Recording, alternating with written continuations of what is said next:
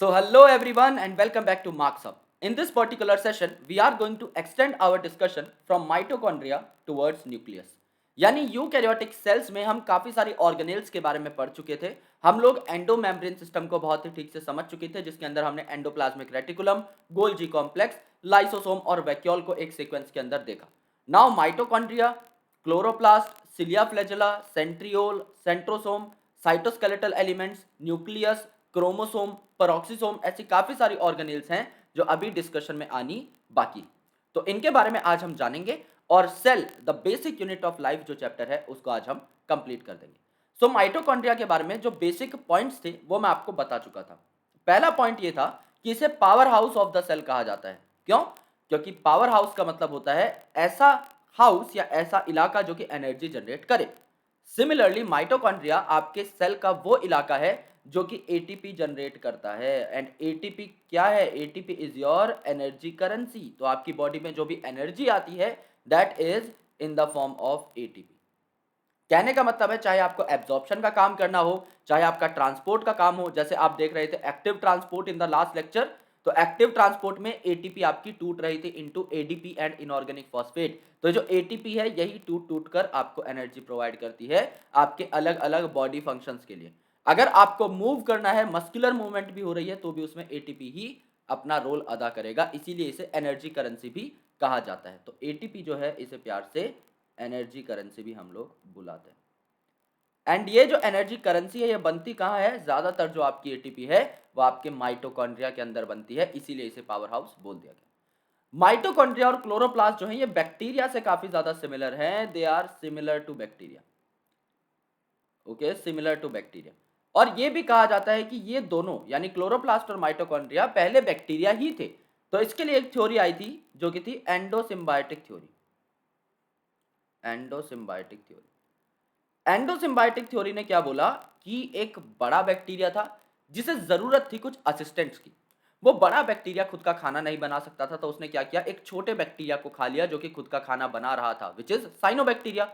Cyanobacteria खुद का खाना बना सकता है, तो एक बड़े बैक्टीरिया ने साइनोबैक्टीरिया को खा लिया और अपने बॉडी के अंदर रख लिया खाना बनाने के लिए। तो वो जो क्लोरोप्लास्ट है वो धीरे धीरे धीरे धीरे इस प्रकार से डेवलप होता चला गया और वो जो है उस बड़े बैक्टीरिया के अंदर ही रिसाइड करने लगा, अंदर ही रहने लगा। सिमिलरली अब बड़े बैक्टीरिया ने सोचा यार खाना तो मैं बना पा रहा हूं बिकॉज मेरे अंदर अब एक क्लोरोप्लास्ट नाम का ऑर्गेनेल आ चुका है, क्योंकि मैंने साइनोबैक्टीरिया को खाया था जो अब क्लोरोप्लास्ट में कन्वर्ट हो गया है। लेकिन इस खाने को अब मैं एनर्जी में कैसे कन्वर्ट करूं? तो इसने एक ऑक्सीडेटिव बैक्टीरिया को भी खा लिया।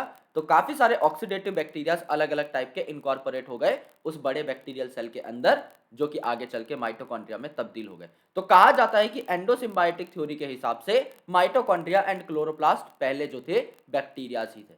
और इसको प्रूव करने के लिए काफी सारे आपके फैक्ट आए। अब साइंटिस्ट को तो प्रूफ चाहिए भाई, तुम प्रूव कर दो कि आपका क्लोरोप्लास्ट और माइटोकॉन्ड्रिया बैक्टीरिया है, हम मान लेंगे। सिंपल सी बात है, मानने में कोई बुराई नहीं है। तो पहला प्रूफ इन्होंने ये दिया, द साइज। जो साइज है आपका माइटोकॉन्ड्रिया का एंड क्लोरोप्लास्ट का, ये साइज आपका सिमिलर है टू दैट ऑफ बैक्टीरिया। यानी एक बैक्टीरिया के कंपैरिजन में माइटोकॉन्ड्रिया और क्लोरोप्लास्ट का साइज लगभग सेम होता है, तो इन्हें बैक्टीरिया कंसिडर किया जा सकता है। लेकिन हमें अब केमिकल एविडेंस भी देखने होंगे, क्योंकि बैक्टीरिया के साइज का हर मॉलिक्यूल या बैक्टीरिया के साइज का हर ऑर्गेनिज्म बैक्टीरिया नहीं हो सकता। तो आपको थोड़ा केमिकल एनालिसिस के अंदर भी जाना पड़ेगा। यहां पे इन्होंने देखा कि जो राइबोसोम है वो 70s है। अब 70s राइबोसोम कहां प्रेजेंट थे? सिर्फ और सिर्फ प्रोकैरियोट में, यानी बैक्टीरियाज के अंदर। तो जो माइटोकॉन्ड्रिया के अंदर राइबोसोम मिल रहे हैं ये भी आपके 70s हैं। क्लोरोप्लास्ट के अंदर जो मिल रहे हैं वो भी आपके 70s है। जबकि यूकैरियोट में बाकी सारी जगह यानी साइटोप्लाज्म और एंडोप्लाज्मिक रेटिकुलम में तो 80s राइबोसोम मिलते हैं। तो माइटोकॉन्ड्रिया और क्लोरोप्लास्ट में 70s क्यों? क्योंकि ये बैक्टीरियल ओरिजिन के हैं। सो दैट्स व्हाई इनमें प्रोकैरियोटिक राइबोसोम देखने को मिलता है। फिर जब भी कभी रेप्लिकेशन स्टार्ट होती है, क्योंकि देखो माइटोकॉन्ड्रिया और क्लोरोप्लास्ट में खुद का डीएनए भी होता है which is circular in nature, और बैक्टीरिया का डीएनए कैसा था? बैक्टीरिया का न्यूक्लियोइड और प्लाज्मिड कैसा था? Circular in nature. तो यहां पर भी आपको सर्कुलर डीएनए देखने को मिला दोनों ऑर्गेनेल्स में, और आपको बैक्टीरिया में भी सर्कुलर डीएनए देखने को मिला। और ये डीएनए अपनी कॉपीज बनाता है यानी रेप्लिकेशन करता है, राइट? और फिर ट्रांसक्रिप्शन करता है एंड फिर ट्रांसलेशन करता है। तो यहां पर इनिशियल कंपोनेंट जो जरूरी होता है, इनिशिएटर कोडॉन जो जरूरी रहता है, दैट इज मिथायोनिन। लेकिन फॉर्माइल मिथायोनिन आपका देखने को मिलता है प्रोकैरियोट्स में, वही फॉर्माइल मिथायोनिन आपका माइटोकॉन्ड्रिया और क्लोरोप्लास्ट में भी देखने को मिला। यानी काफी सारी ऐसी चीजें थी जो ये प्रूव कर रही थी, चाहे वो साइज हो, चाहे 70s राइबोसोम हो, चाहे सर्कुलर डीएनए हो, चाहे फॉर्माइल मिथायोनिन की प्रेजेंस हो, ये सारी चीजें कहीं ना कहीं कंक्लूड कर रही थी कि माइटोकॉन्ड्रिया और क्लोरोप्लास्ट बहुत बहुत बहुत ज्यादा सिमिलर हैं टू दैट ऑफ बैक्टीरिया, यानी कि कहीं ना कहीं ये हो सकता है कि प्रिमिटिव टाइम में बैक्टीरिया रहे, राइट। तो इसीलिए इनको बैक्टीरिया से बहुत ज्यादा कंपेयर किया जाता है। नाउ पहली बात तो माइटोकॉन्ड्रिया इसका साइज अच्छा खासा रहता है। एक फैक्ट यहीं पे क्लियर कर लो कि क्लोरोप्लास्ट का साइज माइटोकॉन्ड्रिया से भी ज्यादा है। तो क्लोरोप्लास्ट का जो साइज है ये माइटोकॉन्ड्रिया से भी ज्यादा है। ये हम किस में कंपेयर कर रहे हैं? साइज के अंदर, ठीक है।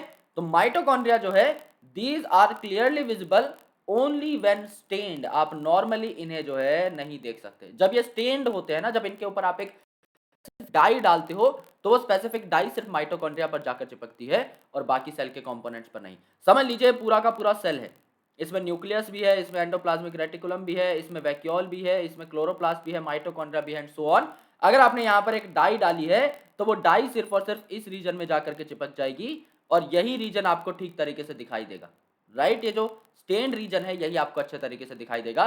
तो ये डाई कौन सी है? इस डाई का नाम है जानस ग्रीन। आप लोग अपनी एनसीईआरटी में लिख सकते हो कि जानस ग्रीन नाम की जो डाई है ये आपको यूज करनी पड़ती है to stain the mitochondria specifically, जिससे बाकी सारे पार्ट्स आपको ना दिखाई दे, सिर्फ माइटोकॉन्ड्रिया आपको अच्छे तरीके से दिखाई दे, विजुअलाइज हो जाए। इनका जो नंबर है और शेप है और साइज है पर सेल ये वेरिएबल होता है depending upon the physiology of the cell. यानी कि अगर आपका कोई सेल है जो हाईली एक्टिव है तो अल्टीमेटली उसके अंदर ज्यादा माइटोकॉन्ड्रिया मिलेंगे।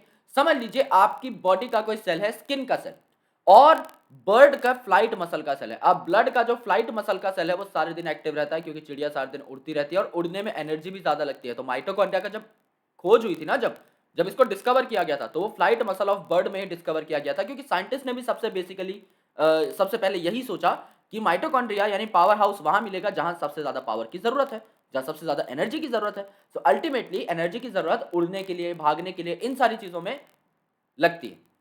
तो अल्टीमेटली उन्होंने बर्ड के फ्लाइट मसल से ही माइटोकॉन्ड्रिया को सबसे पहले डिस्कवर किया था। तो अगर आप फ्लाइट मसल की बात करें तो फिजियोलॉजिकली काफी ज्यादा एक्टिव है, बहुत ज्यादा एनर्जी की इन्हें जरूरत है, तो इनका नंबर जो है वहां पर बढ़ जाएगा। ये 10, 15, 20, 50 भी हो सकती है, ज्यादा भी हो सकती है। इनका साइज भी बढ़ जाएगा क्योंकि इन्हें ज्यादा एनर्जी बनानी है। और कोई सेल ऐसा है जो कि नॉर्मली काम कर रहा है, बहुत ज्यादा एक्टिव नहीं है, बहुत ज्यादा भाग दौड़ का काम नहीं है उसका, तो उसमें कम साइज के छोटे छोटे और कम नंबर में आपको माइटोकॉन्ड्रिया देखने को मिलेंगे। इसकी जो जनरल शेप है वो सॉसेज शेप की होती है। सॉसेज मीट का एक टुकड़ा होता है इस प्रकार से जो दिखाई देता है, ऐसा आपका ब्राउन कलर का एक टुकड़ा होता है जिसे आप सॉसेज बोलते हैं। अब ये जो सॉसेज है इस शेप का होता है आपका माइटोकॉन्ड्रिया, या फिर सिलेंड्रिकल होता है, जो कि आपको यहाँ पर दिखाया भी हुआ है। इसके डायमेंशंस देखिए, इसका जो डायमीटर है ये 0.2 to 1 माइक्रोन है, यानी ये वाला जो इलाका है ये 0.2 to 1 माइक्रोन है। अगर आप इसका मीन वैल्यू ले तो ये हो जाएगा आपका 0.5 माइक्रोन, यानी आधा माइक्रोन इसका डायमीटर। जबकि आप अगर इसकी लेंथ लें तो ये 1 से 4.1 माइक्रोन हो जाएगी। ओके, 1 से 4.1 काफी ज्यादा है ये बाकी ऑर्गेनेल्स के कंपैरिजन में, क्योंकि आपने राइबोसोम वगैरह देखा था वो इतने छोटे थे कि वो नैनोमीटर में थे। तो यहाँ पे 1 to 4.1 माइक्रोन इनकी लेंथ हो सकती है और 0.5 माइक्रोन इनकी डायमीटर है। ये इसके बेसिक साइज से रिलेटेड पॉइंट्स थे। नाउ माइटोकॉन्ड्रिया एक डबल मेम्ब्रेनस ऑर्गेनेल है, जस्ट लाइक क्लोरोप्लास्ट। आप आगे क्लोरोप्लास्ट पढ़ेंगे, यानी प्लास्टिड वो भी डबल मेम्ब्रेन होते हैं। यहां पर भी दो मेम्ब्रेन देखने को मिलती हैं। एक बात हमेशा याद रखना कि घर का जो बाहर का गेट होता है, जो फेंसिंग कहलाती है, वो हमेशा ज्यादा लोग खोल करके अंदर आ सकते हैं। जैसे कोई पोस्टमैन है, कोई डिलीवरी बॉय है, तो वो भी फेंसिंग को खोल के अंदर आ सकता है और आपके घर के गेट के बाहर जो है पार्सल रख सकता है। लेकिन जो घर का मेन डोर है वो हमेशा लॉक्ड रहता है, उसको बहुत कम लोग ब्रीच कर सकते हैं। तो यहां से हमें क्या पता लगता है? यहां से हमें यह पता लगता है कि जहां भी दो मेम्ब्रेन्स होंगी ना, आपकी आउटर मेम्ब्रेन जो रहेगी वो आपकी मोर परमिएबल रहेगी। यहां पर लोग ज्यादा आ सकते हैं, इट इज मोर परमिएबल। लेकिन आपकी जो इनर मेम्ब्रेन है ना, जो आपकी इनर मेम्ब्रेन है वो लेस परमिएबल रहेगी, ये सबको अपने अंदर नहीं आने देगी। It is less permeable, right. ये बहुत ही ज्यादा कम परमिएबल रहती है, सो ये ज़्यादा सिलेक्टिव हो जाती है, इट इज़ मोर सिलेक्टिव। ये कुछ सिलेक्टेड चीज़ों को ही अपने अंदर आने देगी। तो यहाँ पर डबल मेम्ब्रेन बाउंड स्ट्रक्चर होता है आपका माइटोकॉन्ड्रिया, जिसमें आउटर मेम्ब्रेन होती है एक इनर मेम्ब्रेन होती है। इस आउटर और इनर मेम्ब्रेन की वजह से जो माइटोकॉन्ड्रिया है ये दो पार्ट्स में डिवाइड हो जाता है।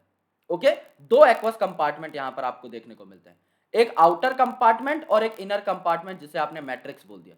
यानी एक पार्ट तो आपका ये हो गया जो आउटर और इनर मेम्ब्रेन के बीच में प्रेजेंट है, और दूसरा पार्ट वो हो गया जो इनर मेम्ब्रेन के अंदर प्रेजेंट है सेंटर पे, जिसे आप मेन मैट्रिक्स बोलते हैं। इनर मेम्ब्रेन जो है ये बार बार अपने आप को फोल्ड कर लेती है और ये सरफेस एरिया बढ़ाती है, क्रिस्टे बना लेती है टुवर्ड्स द मैट्रिक्स, अंदर की साइड ये फोल्ड हो जाती है, जो कि सरफेस एरिया बढ़ाने का काम करती है। Right, so let's talk about the structure of mitochondria in detail. हम लोग खुद जो है एक बार डायग्राम बनाकर ठीक तरीके से देख लेते हैं, so that we understand each and everything properly. ये आपकी आउटर मेम्ब्रेन ऑफ माइटोकॉन्ड्रिया है। इस हिसाब से आपका सिलेंड्रिकल या सॉसेज शेप आपका माइटोकॉन्ड्रिया देखने को मिल सकता है। This is the outer membrane of mitochondria, जिसको आप OMM भी लिखते हैं। ओके, स्पेसिफिकली काफी बुक्स में भी OMM लिखा जा सकता है, ये एब्रीवेशन एक्सेप्टेड है, ये मैं मन से नहीं बना रहा। यहां पे अगर देखोगे तो इनर मेम्ब्रेन है, इनर मेम्ब्रेन सरफेस एरिया बढ़ाने के लिए इनफोल्ड हो जाती है इस प्रकार से, और ये जो आपकी इनफोल्डिंग्स है ये क्या कहलाती हैं, क्रिस्टे कहलाती हैं। तो क्रिस्टे कहां प्रेजेंट रहेंगी, इनर मेम्ब्रेन ऑफ माइटोकॉन्ड्रिया के अंदर। राइट, तो आउटर मेम्ब्रेन आपकी कैसी है, यूनिफॉर्म है। ये बात हमेशा याद रखना, पूछा जाता है नीट में कि outer membrane of mitochondria is uniform and inner membrane forms what, inner membrane forms the cristae. तो यहाँ पर जो छोटे छोटे ये फिंगर लाइक मैं प्रोजेक्शंस बना रहा हूँ अंदर की साइड, इनवर्डली डायरेक्टेड है ये, क्योंकि बाहर की साइड तो मेम्ब्रेन प्रेजेंट है, तो अंदर की साइड ही फोल्ड होंगी। तो अंदर की साइड फोल्ड होकर क्या बनाती हैं, क्रिस्टे बना लेती हैं। तो इस इनफोल्डिंग को मैंने क्या बोला, इस इनफोल्डिंग को मैंने बोला क्रिस्टा, और ज्यादा हो जाएंगे तो they will be called as cristae.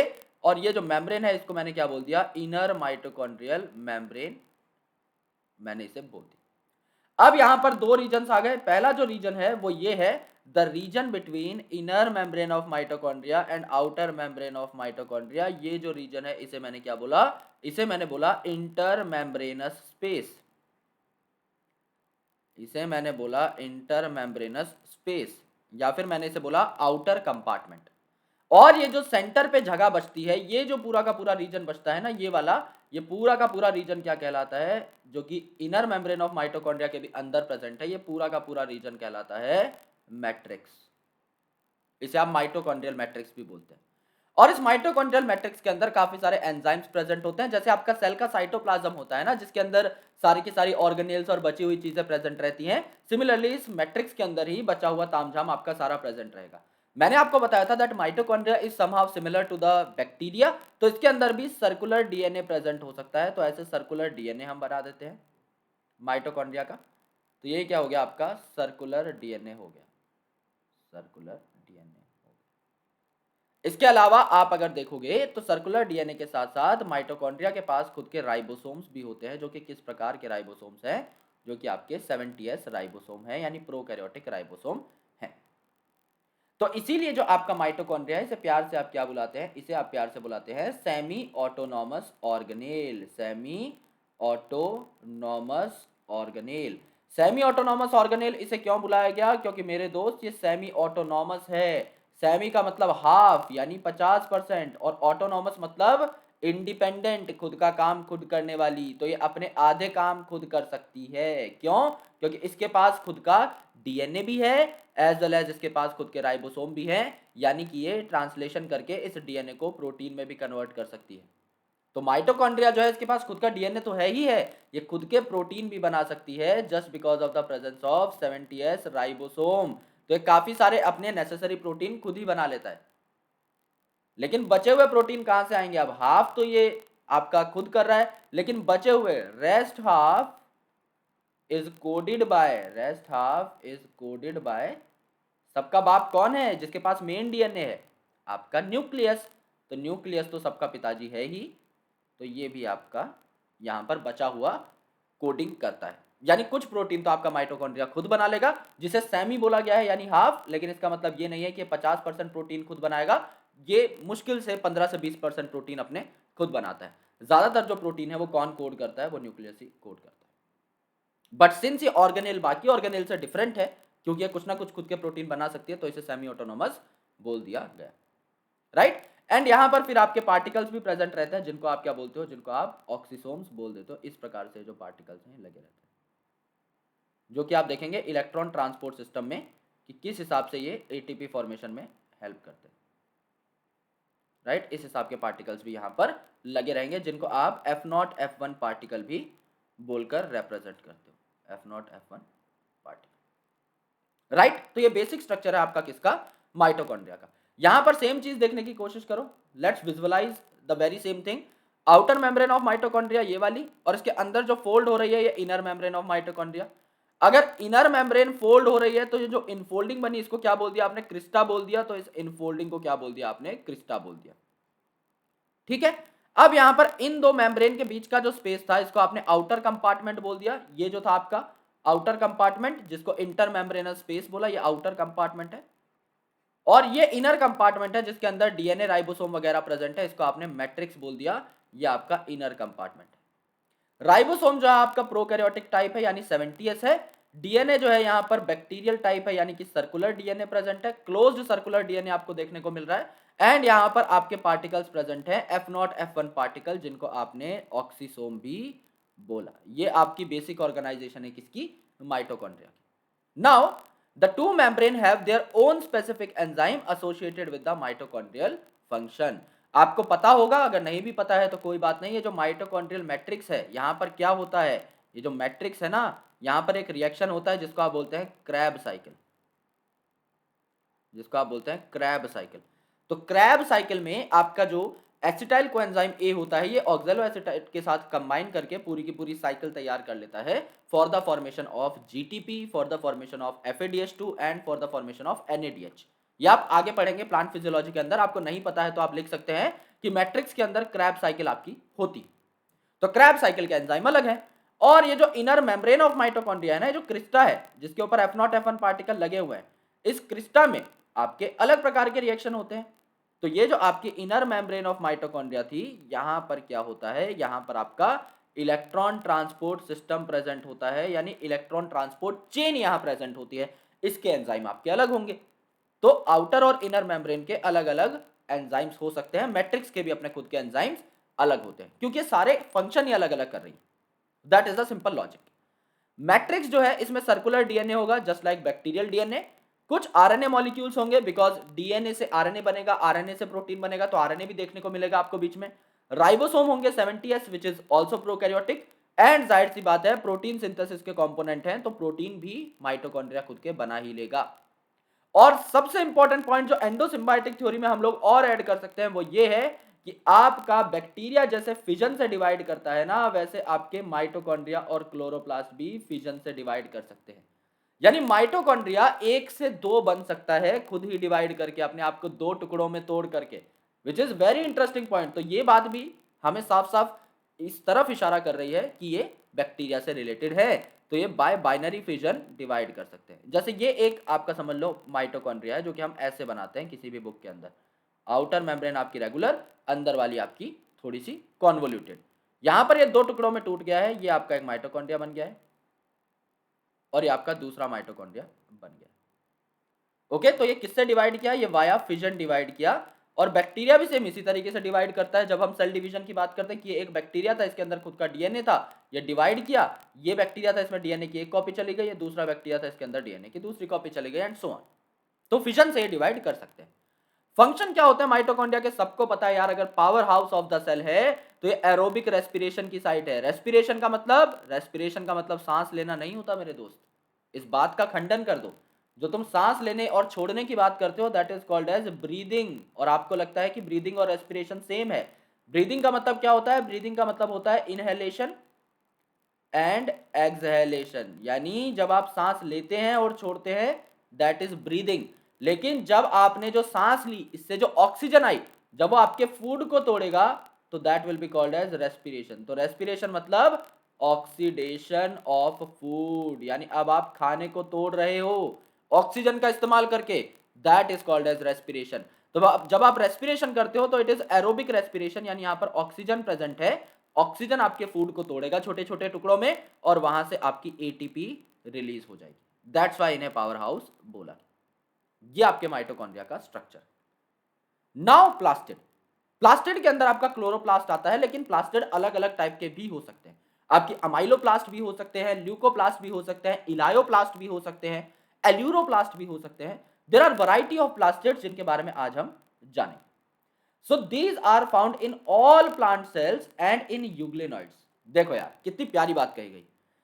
जो आपके फोटोसिंथेटिक होंगे उन्हीं के अंदर आपके प्लास्टिड प्रेजेंट रहेंगे। अब ऑल प्लांट सेल, क्योंकि प्लांट का काम ही होता है फोटोसिंथेसिस करना। और यूग्लिनॉइड में किस प्रकार का न्यूट्रिशन था? यूग्लिनॉइड अगर आपको याद हो तो आपका मिक्सोट्रॉफिक न्यूट्रिशन था। इनमें प्रोटिस्टा के मेंबर्स थे। मिक्सोट्रॉफिक मतलब खाना बना भी सकते हैं, यानी फोटोसिंथेटिक हो भी सकते हैं, और खाना नहीं भी बना सकते, यानी ये प्रीडेटरी भी हो सकते हैं। तो ये एनिमल और प्लांट दोनों की तरह बिहेव कर रहे थे।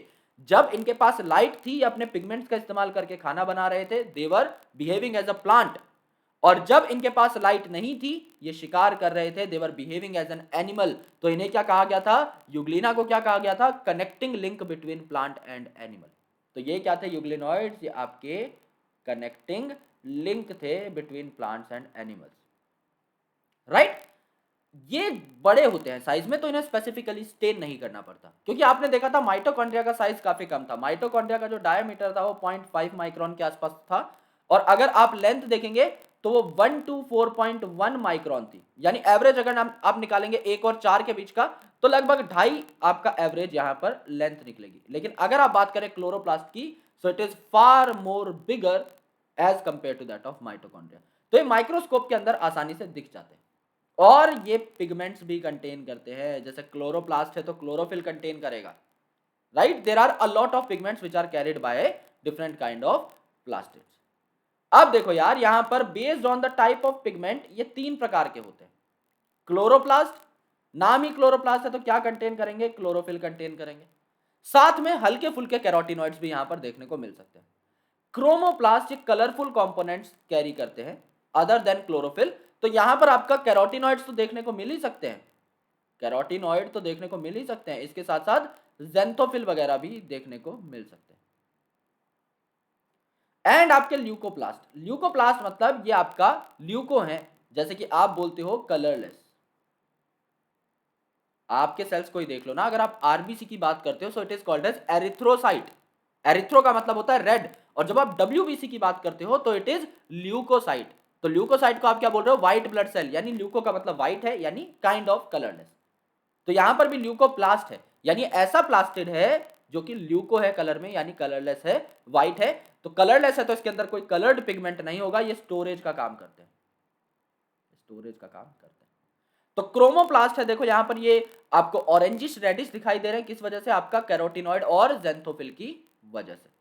यहां पर क्लोरोप्लास्ट जो है ये आपके क्लोरोफिल कैरी करते हैं, कुछ अमाउंट ऑफ कैरोटीन आपके यहां पर देखने को मिल सकते हैं। एंड ल्यूकोप्लास्ट जो है ये आपके स्टोरेज करेंगे अलग अलग चीजों का, कार्बोहाइड्रेट का भी कर सकते हैं तो इन्हें अमाइलोप्लास्ट बोल दिया जाएगा। प्रोटीन की स्टोरेज करेंगे तो एल्यूरोप्लास्ट बोल दिया जाएगा, और आपके लिपिड की स्टोरेज करेंगे, ऑयल की स्टोरेज करेंगे तो इलायोप्लास्ट इन्हें बोल दिया जाएगा। So they are different kind of plastids depending upon what they store. सबसे पहला है क्लोरोप्लास्ट। अब क्लोरोप्लास्ट के नाम में यह है कि क्लोरोफिल तो होगा ही होगा, कुछ अमाउंट ऑफ कैरोटिनॉइड इसमें देखने को मिल सकता है, लिटिल अमाउंट। ओके, क्योंकि मेन जो क्लोरोप्लास्ट है उसका ग्रीन कलर किसकी वजह से है? क्लोरोफिल की वजह से। जो कैरोटिनॉइड है ये तो इसको reddish to orangish colour provide कर देगा, तो इसकी अमाउंट काफी कम है। ये लाइट को ट्रैप करते हैं और फोटोसिंथेसिस में हेल्प करते हैं, क्योंकि जब भी आप फोटोसिंथेटिक रिएक्शन लिखते हो तो वहां पर आप लिखते हो कि CO2 मिला आपके वाटर के साथ, एंड अल्टीमेटली इसने क्या बना लिया? कार्बोहाइड्रेट बना लिया, यानी C6H12O6 बना लिया। किसकी प्रेजेंस में? यहां पर प्रेजेंट कौन था मेरे दोस्त? यहां पर आपका क्लोरोफिल प्रेजेंट था, एज वेल एज आपकी सनलाइट प्रेजेंट थी।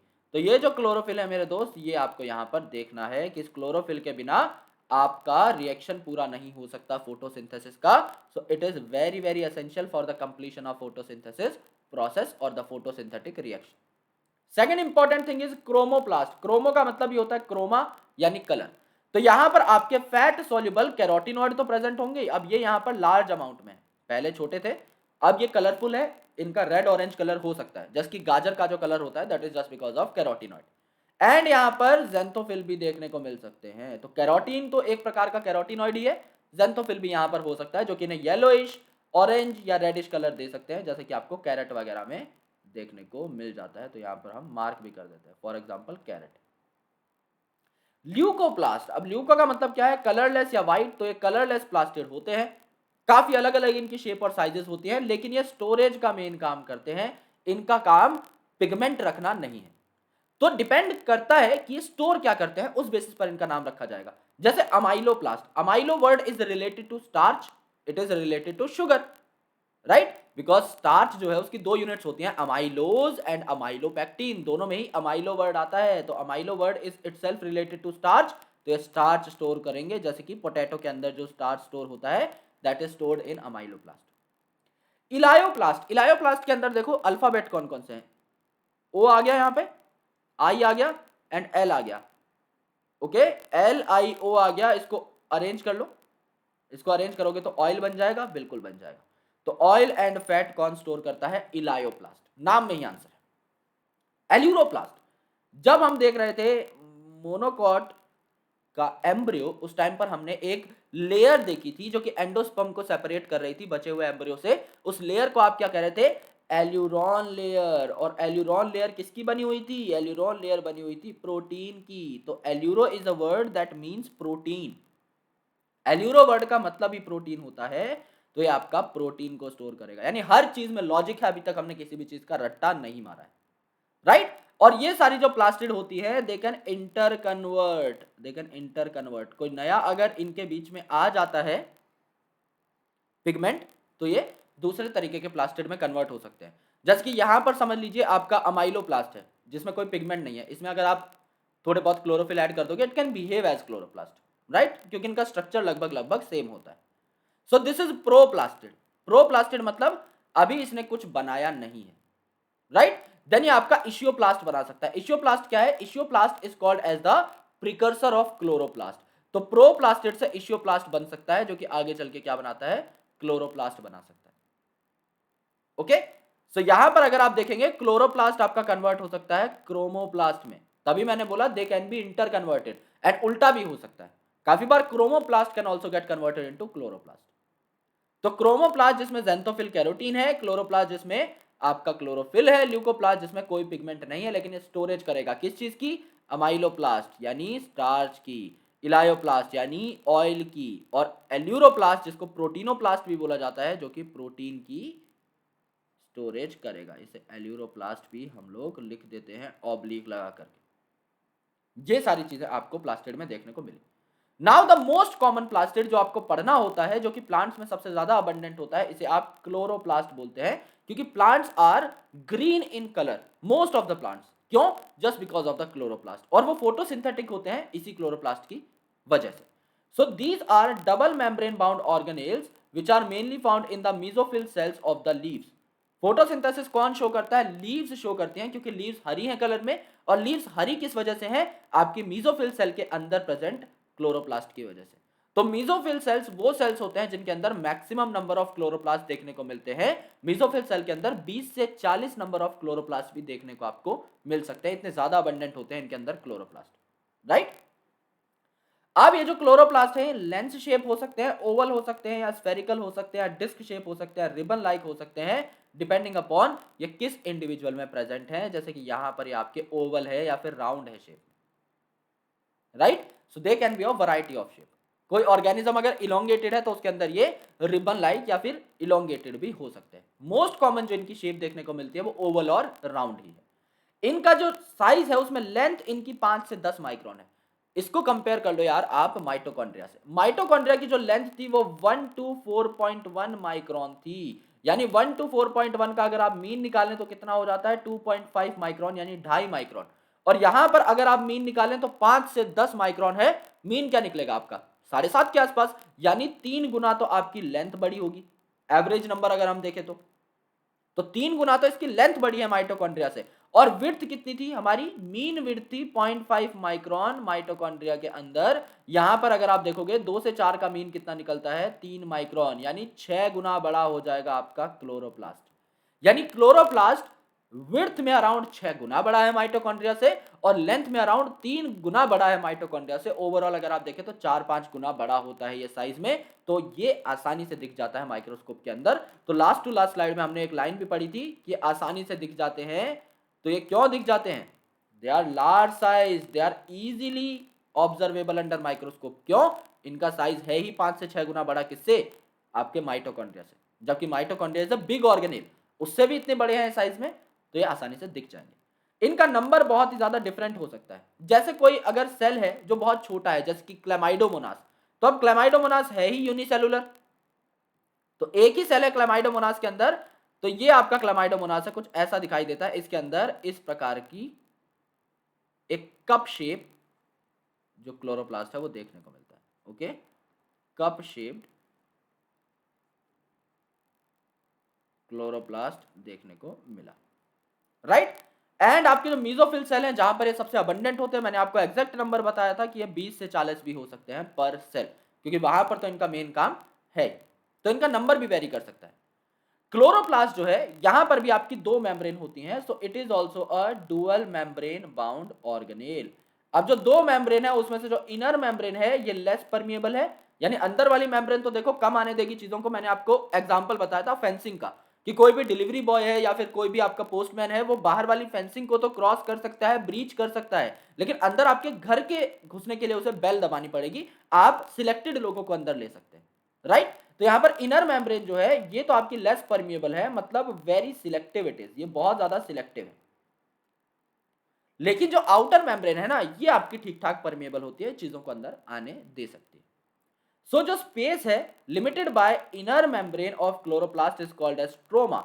यानी जिस चीज को आप माइटोकॉन्ड्रिया के अंदर मैट्रिक्स बोल रहे थे, जिस चीज को आप सेल के अंदर साइटोप्लाज्म बोल रहे थे, उसे आप क्लोरोप्लास्ट के अंदर स्ट्रोमा बोले। स्ट्रोमा के अंदर काफी सारे फ्लैट मेम्ब्रेन सैक्स प्रेजेंट होते हैं जिनको आप थाइलाकॉइड बोलते हो, और काफी सारे सिक्के जैसे थाइलाकॉइड होते हैं, जैसे सिक्का होता है ना, तो ऐसा फ्लैट है और मेम्ब्रेन लाइक,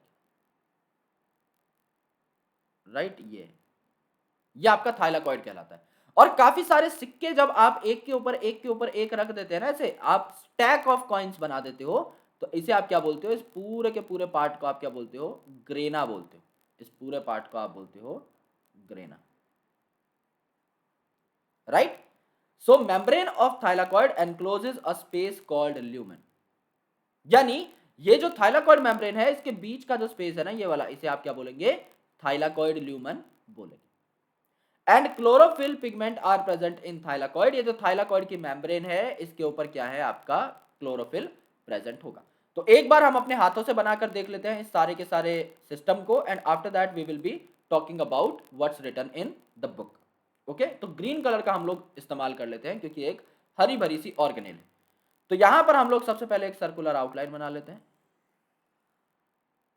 ये आपका क्लोरोप्लास्ट है, ये समझ लीजिए इसकी इनर मेम्ब्रेन है, ये inner membrane of chloroplast, inner membrane of chloroplast. जब आप यहां पर एक आउटर मेम्ब्रेन लगा देंगे तो ये स्ट्रक्चर आपका कंप्लीट हो जाएगा, क्योंकि डुअल मेम्ब्रेन है, तो इनर मेम्ब्रेन के जस्ट ऊपर आपकी आउटर मेम्ब्रेन भी आपको देखने को मिल जाएगी। सो this particular structure is outer membrane, इसको आप पूरे के बाहर बना सकते हैं। तो this is outer membrane of chloroplast. Outer membrane और इनर मेम्ब्रेन के बीच का जो स्पेस है इसे आप क्या बोलते हैं? Inter membranes space, inter membranes space. अब ये जो आउटर और इनर मेम्ब्रेन है, इसके अंदर जो जुगाड़ प्रेजेंट है, पूरा का पूरा इलाका, इसमें जो मैट्रिक्स भरी हुई है, इसको आप क्या बोलते हो? इसको आप बोलते हो प्यार से स्ट्रोमा, इसको आप स्ट्रोमा बोलते हो। और इस स्ट्रोमा के अंदर काफी सारी चीजें प्रेजेंट रहती हैं। सबसे पहले जो चीज हम बनाने वाले हैं वो है आपका थाइलाकॉइड। तो ये एक थाइलाकॉइड है जो कि एक सिक्के जैसा स्ट्रक्चर, राइट। तो इस सिंगल को हमने क्या बोल दिया? इस सिंगल को हमने बोल दिया थाइलाकॉइड, सिंगल को हमने बोल दिया थाइलाकॉइड। अब इस थाइलाकॉइड के नीचे एक और थाइलाकॉइड है, अब इस थाइलाकॉइड के नीचे एक और थाइलाकॉइड है, इस थाइलाकॉइड के नीचे एक और थाइलाकॉइड, इस थाइलाकॉइड के नीचे एक और थाइलाकॉइड। सिमिलरली हम लोग एक और ऐसा स्ट्रक्चर बना लेते हैं जहां पर ये थाइलाकॉइड हो गया, इसके नीचे एक और थाइलाकॉइड हो गया, इसके नीचे एक और थाइलाकॉइड हो गया, इसके नीचे एक और थाइलाकॉइड हो गया, इसके नीचे एक और थाइलाकॉइड हो गया। तो ये जो थाइलाकॉइड्स है इनको मिला करके ये जो पूरा स्टैक बना है इसको आपने क्या बोल दिया, इसको आपने बोल दिया ग्रेना, इसको आपने ग्रेनम बोल दिया या ग्रेना बोल दिया। तो ग्रेना क्या है, it is the stack of thylakoid. जब काफी सारे थाइलाकॉइड एक दूसरे के ऊपर चिपक जाते हैं और एक बैटरी जैसा स्ट्रक्चर बनाते हैं तो इसे आपने क्या बोल दिया, थाइलाकॉइड बोल दिया। अब इस थाइलाकॉइड की जो मेम्ब्रेन है, ये वाली जो मेम्ब्रेन है ना, इसके ऊपर प्रेजेंट रहते हैं पिगमेंट। कौन सा पिगमेंट, जाहिर सी बात है क्लोरोफिल। तो यहाँ पर ये जो स्काई ब्लू कलर से दिखा रहा हूँ ये आपके क्लोरोफिल पिगमेंट की प्रेजेंस है। कोई पूछ ले कहाँ प्रेजेंट होता है, थाइलाकॉइड मेम्ब्रेन के ऊपर। ठीक है, तो यहाँ पर मैं लिख देता हूँ थाइलाकॉइड मेम्ब्रेन के ऊपर। इसके अलावा अगर आप देखेंगे जो सेंट्रल पार्ट है जो कि आपका यहाँ पर विजिबल है हमें, इसे आप ल्यूमन ऑफ थाइलाकॉइड बोलते हैं। यानी ये जो रीजन है इस मेम्ब्रेन के अंदर, that is called as lumen of thylakoid. इसके अलावा यहाँ पर एक मेम्ब्रेन प्रेजेंट होती है जो कि इन दो थाइलाकॉइड्स को कनेक्ट करती है। सो देखो यार, ये जो इतना रीजन है, okay let's take a laser pointer over here, ये जो इतना रीजन है इसे आपने क्या बोला, इसे आपने बोला ग्रेना। ये जो इतना रीजन है इसे आपने बोला ग्रेना। लेकिन ये वाला जो मेन रीजन है ये तो स्ट्रोमा कहलाएगा ना, ये वाला रीजन तो स्ट्रोमा कहलाएगा। तो स्ट्रोमा से गुजर के जाने वाली है मेम्ब्रेन, इसका नाम क्या हो जाएगा, स्ट्रोमा से गुजर के जाने वाली है मेम्ब्रेन, इसका नाम क्या हो जाएगा, स्ट्रोमा लेमेली हो जाएगा। बात समझ में आई, स्ट्रोमा लेमेली हो जाएगा। क्योंकि ये लैमेली है, ये एक इलोंगेटेड मेम्ब्रेन है, लेकिन ये स्ट्रोमा का पार्ट है ना भाई।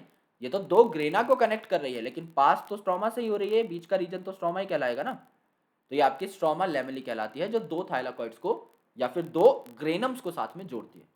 अब जो आपका क्लोरोप्लास्ट है that is also semi autonomous organelle. अगर ये भी माइटोकॉन्ड्रिया की तरह सेमी ऑटोनॉमस ऑर्गेनेल है तो वहां पर हमने जो बनाया था वही सारी चीजें हमें यहां पर भी बनानी पड़ेंगी। यानी यहां पर भी हम एक सर्कुलर डीएनए बना सकते हैं, इस प्रकार से सर्कुलर डीएनए बना सकते हैं। सर्कुलर डीएनए के बाद हम वही जो है यहाँ पर राइबोसोम बना सकते हैं। तो कौन से राइबोसोम होंगे यहाँ पर, 70s राइबोसोम होंगे। और यहाँ पर वही कुछ आरएनए के पार्टिकल्स होंगे एंड काफी सारे एंजाइम्स होंगे जो कि स्ट्रोमा में प्रेजेंट होंगे। अब यहाँ पर एक ट्रिक है जो कि मैं काफी बार स्टूडेंट्स को बता चुका हूं, उस ट्रिक का नाम है डॉक्टर साहब। डॉक्टर साहब में एस का मतलब है स्ट्रोमा और डी आर का मतलब है डार्क। यानी फोटोसिंथेसिस में दो प्रकार के रिएक्शंस होते हैं, पहला dark reaction and then light reaction. Right, मतलब सीक्वेंस में नहीं बता रहा मैं, पहले ऑब्वियसली आपके लाइट रिएक्शंस होंगे। तो यहां पर अगर आप देखेंगे तो जो डार्क रिएक्शन है ये स्ट्रोमा में होते हैं। तो ग्रेना में क्या हुए, ग्रेना में अपोजिट लाइट रिएक्शन हो गए, क्योंकि इसकी स्ट्रक्चर वैसे भी बैटरी जैसी है ग्रेना की, तो लाइट रिएक्शन आपके यहां पर। तो ये दो बातें अगर आप अभी याद कर लेते हैं तो प्लांट फिजियोलॉजी पढ़ते टाइम जब हम फोटोसिंथेसिस वाले चैप्टर को देखेंगे यानी चैप्टर नंबर 13 को, तो कुछ बातें हमें पहले से पता होंगी क्योंकि सेम टॉपिक वहां पर भी रिपीट होगा। तो वहां पर हम इसे स्किप कर सकते हैं because we have talked about each and everything. लेकिन हाँ, वहां पर भी हम स्किप नहीं करेंगे, पूरा का पूरा डिटेल में पढ़ेंगे ही। बट स्टिल यहाँ पर आपको एक आइडिया लग गया कि क्लोरोप्लास्ट कैसा होता है, इसके अंदर क्या क्या है। अब देखते हैं यार पुस्तक में क्या क्या लिखा हुआ है। ये आउटर मेम्ब्रेन हो गया, इसे हम जान गए। इनर मेम्ब्रेन हो गया, इसे जान गए। बीच में आपका इंटर मेम्ब्रेनस स्पेस हो गया, जान गए। ग्रेना जो कि थाइलाकॉइड की अटैचमेंट से बने हुए हैं, स्ट्रोमा लेमेली जो कि दो ग्रेना को साथ में जोड़ेगा, और ये मेन मैट्रिक्स स्ट्रोमा हो गई। यानी हर चीज को हम लोग समझ चुके हैं, कोई नई बात हमें नहीं मिली। ओके, अब देख लेते हैं किताब में क्या क्या लिखा हुआ है। सारी बातें हमने ऑलमोस्ट कर ही ली होंगी, that is a surety. Thylakoid जो है ये स्टैक्स में अरेंज होते हैं, यानी एक के ऊपर एक, जैसे सिक्के का आपने एक ग्रुप बना दिया हो तो इसे ग्रेना कहा जाता है। ओके, तो ये ग्रेना कहलाता है। There are flat membranous tubule जिनको स्ट्रोमा लेमेली कहते हो। स्ट्रोमा लेमेली क्या कर रहे थे, दो ग्रेना को साथ में जोड़ रहे थे, तो ये आपके थाइलाकॉइड्स ऑफ डिफरेंट ग्रेना को साथ में जोड़ते हैं। स्ट्रोमा जो है इसमें छोटे छोटे डबल स्ट्रैंडेड सर्कुलर डीएनए मिलेंगे, क्योंकि सेमी ऑटोनॉमस है तो खुद के कुछ प्रोटीन ये भी बनाएगा, बाकी सारे प्रोटीन इनका बाप कोड करेगा यानी न्यूक्लियस। राइबोसोम भी होंगे, प्रोटीन फैक्ट्रीज, तभी तो खुद का प्रोटीन खुद बना पाएगा। एंजाइम भी होंगे for the synthesis of carbohydrate and protein. एकदम नॉर्मल सी बात है मेरे भाई, अगर प्लांट की बात हो रही है, अगर ये क्लोरोप्लास्ट है तो इसका मेन काम क्या है, खाना बनाना। तो कार्बोहाइड्रेट तो बनाएगा ही बनाएगा ना, शुगर्स तो बनाएगा ही, एंड प्रोटीन भी खुद के डिजाइन कर सकता है। क्यों, क्योंकि राइबोसोम है इसके पास। राइबोसोम प्रोटीन बना लेगा और कार्बोहाइड्रेट तो बनाएगा ही वाया फोटोसिंथेसिस, तो ये याद करने की जरूरत नहीं है, लॉजिकल पॉइंट्स है। Okay, the ribosomes of the chloroplast are 70s in nature, तो 80s ना होकर के 70s होते हैं, बैक्टीरिया से सिमिलर होते हैं। ये बात हम लोग एंडोसिम्बाइसिस वाले टॉपिक में डन कर चुके हैं। Now the next organelle is ribosome. जानते हैं हम लोग ऑलरेडी इस ऑर्गेनेल के बारे में सब कुछ। यूकैरियोट के अंदर अगर आप देखें तो 80s राइबोसोम प्रेजेंट होता है कहां पर, साइटोप्लाज्म में और एंडोप्लाज्मिक रेटिकुलम के पास, और क्लोरोप्लास्ट और माइटोकॉन्ड्रिया में जैसा हमने देखा 70s राइबोसोम प्रेजेंट होते हैं आपके बैक्टीरिया वाले। तो ये नॉन मेम्ब्रेनस ऑर्गेनेल हैं, तभी ये यूनिवर्सल ऑर्गेनेल कहलाती हैं, तभी ये दुनिया के हर सेल के अंदर पाई जाती हैं, तभी ये यूनिवर्सल ऑर्गेनेल होती है। तो यहां पर ये आरएनए है और प्रोटीन है। कहने का मतलब है they are formed up of the aggregation of RNA as well as protein. तो इसीलिए इन्हें क्या बोला जाता है, राइबो न्यूक्लियो प्रोटीन बोला जाता है, राइबो न्यूक्लियो प्रोटीन। ओके, तो राइबोसोम किस प्रकार के आरएनए का बनेगा, नाम में ही आंसर है मेरे भाई, राइबोसोम राइबोसोमल आरएनए का बनेगा। तो आरआरएनए से कहा जाता है, आरआरएनए मिलकर के क्या बनाएगा आपका राइबोसोम, एंड प्रोटीन यहां पर अटैच होते हैं, और ये प्रोटीन मिलकर के आरआरएनए के साथ क्या बनाते हैं, राइबोसोम का पूरा स्ट्रक्चर बनाते हैं। That's why it is called as ribonucleoprotein. यहां पर आपका आरआरएनए है जो कि कहां से आता है, आरआरएनए कौन बनाता है, न्यूक्लियोलस बनाता है। Nucleolus is called as the factory of rRNA, and protein जो है ये आपके न्यूक्लियस से बनेंगे, यानी न्यूक्लियस के पास डीएनए है ना, वहां से आपकी इंस्ट्रक्शन आएगी और साइटोप्लाज्म में फिर फर्दर आपके प्रोटीन बनते हैं। तो प्रोटीन कहाँ बनते हैं आपके आरईआर में, तो ये आरईआर जो है यहाँ पर आपके प्रोटीन बन जाए।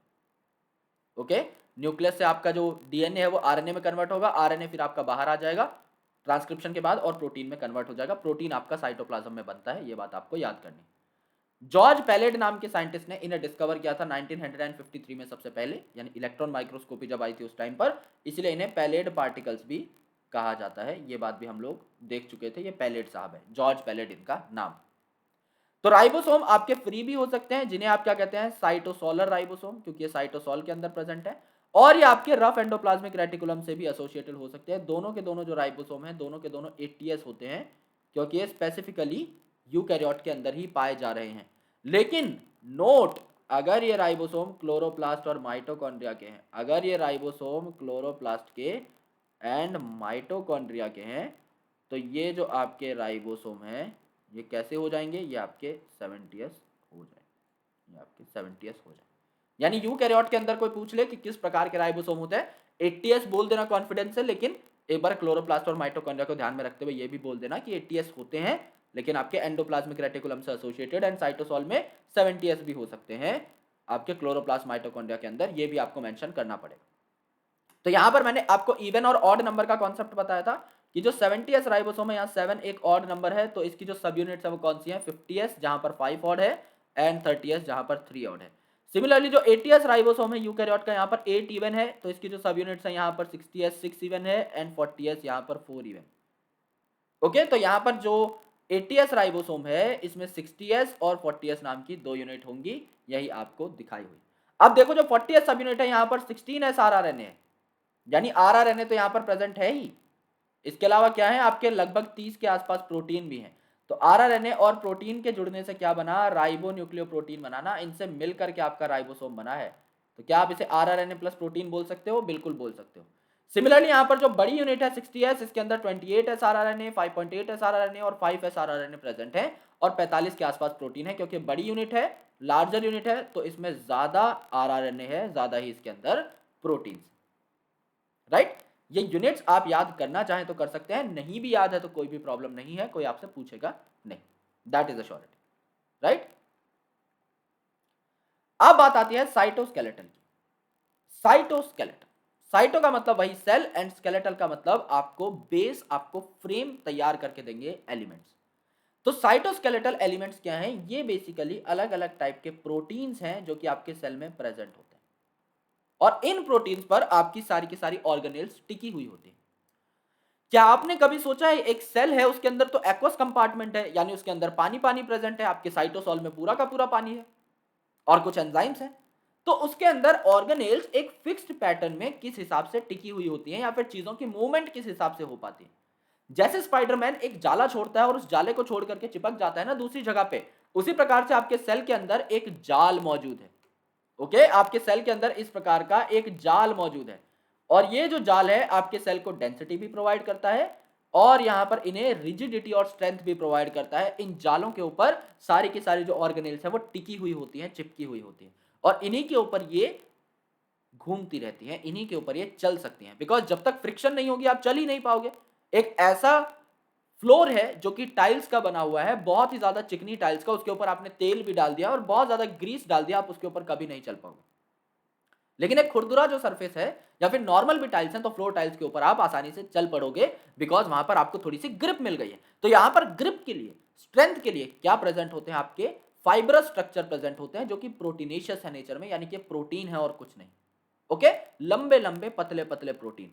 सो नेटवर्क बन जाता है, यानी एक जंजाल बन जाता है सेल के अंदर फिलामेंटस प्रोटीनेशियस स्ट्रक्चर का, जो कि साइटोप्लाज्म के अंदर प्रेजेंट है। ऑर्गेनेल्स तो हैं ही, उसके अलावा जो साइटोप्लाज्म है ना, इसमें पूरा एक जंजाल, एक जो है पूरा का पूरा बेस वर्क हुआ है फिलामेंटस प्रोटीन का, जो कि इन्हें स्ट्रेंथ प्रोवाइड करता है। तो मैकेनिकल सपोर्ट तो प्रोवाइड करेगा ही सेल को, क्योंकि पूरा का पूरा इसने, जैसे आप एक छत बनाते हो, जब अगर आपने अपना घर बनते हुए देखा है तो सरियों का पूरा जो जंजाल है वो तैयार किया जाता है और उसके अंदर आपकी कंक्रीट और बाकी सारी चीजें भरी जाती है जिससे कि आपकी छत मजबूत हो सके। तो वो जो सरियों का काम है वो यहाँ पर कौन करते हैं, प्रोटीनेशियस फिलामेंट करते हैं, जिनको आप साइटोस्केलेटल बोलते हैं।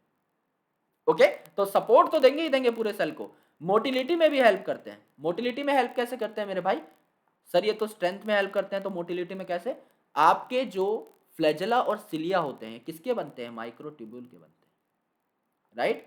तो जो माइक्रोट्यूब्यूल है ना, ये आपका सिलिया फ्लैजेला वगैरह में आपको अभी देखने को मिलेगा। थोड़ी देर बाद जब आप सिलिया फ्लैजेला पढ़ेंगे तो मोटिलिटी में ऐसे काम करते हैं, मैंने एग्जांपल दे दिया। Maintenance of the shape of cell, क्योंकि रिजिड है तो जिस हिसाब से आपकी छत रोज शेप नहीं बदलती, एक ही जैसी रहती है, एक बार आपने डिजाइन कर दी तो वैसे ही ये भी आपके शेप में रेस्ट्रिक्शन रखते हैं, बिकॉज ये काफी रिजिड है। ओके, तो अलग अलग टाइप के हो सकते हैं, जैसे कि इंटरमीडिएट फिलामेंट, माइक्रोट्यूब्यूल और एक्टिन फिलामेंट। एक्टिन ऐसा प्रोटीन है जो आपको मसल्स के अंदर भी देखने को मिलता है, जो मसल कॉन्ट्रैक्शन में भी हेल्प करता है। तो आपके जो सेल्स हैं इनमें ये तीन तरीके की चीजें देखने को मिलती हैं। Now let's talk about their structure in a bit detail. Okay, यहां पर देखिए, ये आपका एफ एक्टिन है। इस एफ एक्टिन को आप क्या कहते हैं, एफ का मतलब होता है filamentous actin. Okay, F actin का मतलब है फिलामेंटस एक्टिन।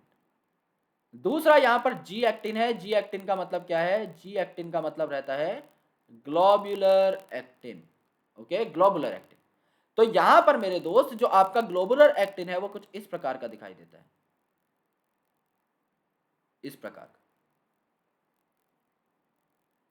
ओके, तो ये ग्लोबुलर एक्टिन अगले वाले की डिप्रेशन में जाकर के अटैच हो सकता है। सिंस यहां पर एक और डिप्रेशन होगी अगले वाले में, तो इस हिसाब से अटैचमेंट हो जाएगी, देन इस हिसाब से। एंड ऐसे करते करते ये जो एक जी एक्टिन है ना, ये आपका मिल करके क्या बना देगा, एफ एक्टिन बना देगा। यानी काफी सारे जी एक्टिन मॉलिक्यूल्स हैं, जब ये आपके पॉलीमराइज हो जाएंगे, एक के बाद एक जुड़ जाएंगे, तो ये क्या बना लेते हैं, ये आपका एफ एक्टिन मॉलिक्यूल बना लेते हैं, ये एक फिलामेंट बना लेते हैं, एक लंबी डोरी बना लेते हैं। तो आपको डबल स्ट्रैंडेड चेन यहां पर देखने को मिल जाएगी। आपके दो जो आपके फिलामेंटस एक्टिन है वो इस हिसाब से एक दूसरे से बंधे हुए हैं, राइट। तो यहां पर दो एफ एक्टिन देखने को मिलते हैं जो एक दूसरे से बंधे हुए रहते हैं, and that's why it forms the actin molecule और द एक्टिन फिलामेंट, क्योंकि पतला और लंबा है। सिमिलरली आप यहां पर माइक्रोट्यूब्यूल जब देखेंगे तो इसका साइज बहुत ही ज्यादा बड़ा है। तो जो माइक्रोट्यूब्यूल है, यहां पर दो यूनिट होती हैं जिन्हें आप अल्फा और बीटा ट्यूबुलिन बोलते हैं। अल्फा ट्यूबुलिन यहां पर आप देख सकते हैं कि समझ लीजिए ग्रीन कलर की है और बीटा ट्यूबुलिन समझ लीजिए आपकी पर्पल कलर की है। तो ये एक पर्टिकुलर ओरिएंटेशन में ही अटैच्ड होंगे, जैसे कि देखो green purple green purple green purple green purple and so on. ऐसा करते करते अटैच हो जाएंगे एंड अल्टीमेटली यहां से जुड़ते चले जाएंगे। प्लस एंड का मतलब क्या है, यहां से चीजें जुड़ती हुई जा रही हैं, और यहां पर नेगेटिव एंड का मतलब यहां पर कोई चीजें नहीं जुड़ रही। सिमिलरली यहां से चीजें जो है जुड़ती जा रही हैं। जो डाइमर है, डाइमर है यहाँ पर, दो चीज़ों की यूनिट है आपका अल्फा ट्यूबुलिन, और एक को मैं हाईलाइट करता हूँ बीटा ट्यूबुलिन। तो अल्फा बीटा ट्यूबुलिन जो मॉलिक्यूल्स हैं ये आकर जुड़ते जाते हैं और आपका अल्टीमेटली ये ग्रो करते जाते हैं। सिमिलरली यहाँ पर जो प्लस एंड है यहीं से चीज़ें निकल भी सकती हैं, तो डाइमर के फॉर्म में निकल भी सकते हैं। तो ये आपके जैसे जुड़े थे ग्रो होते टाइम, उसी हिसाब से श्रिंक होते टाइम जो है ये हट भी सकते हैं। ये आपका माइक्रोट्यूब्यूल बनाते हैं, जो कि आपको सिलिया फ्लैजेला में भी देखने को मिलेगा।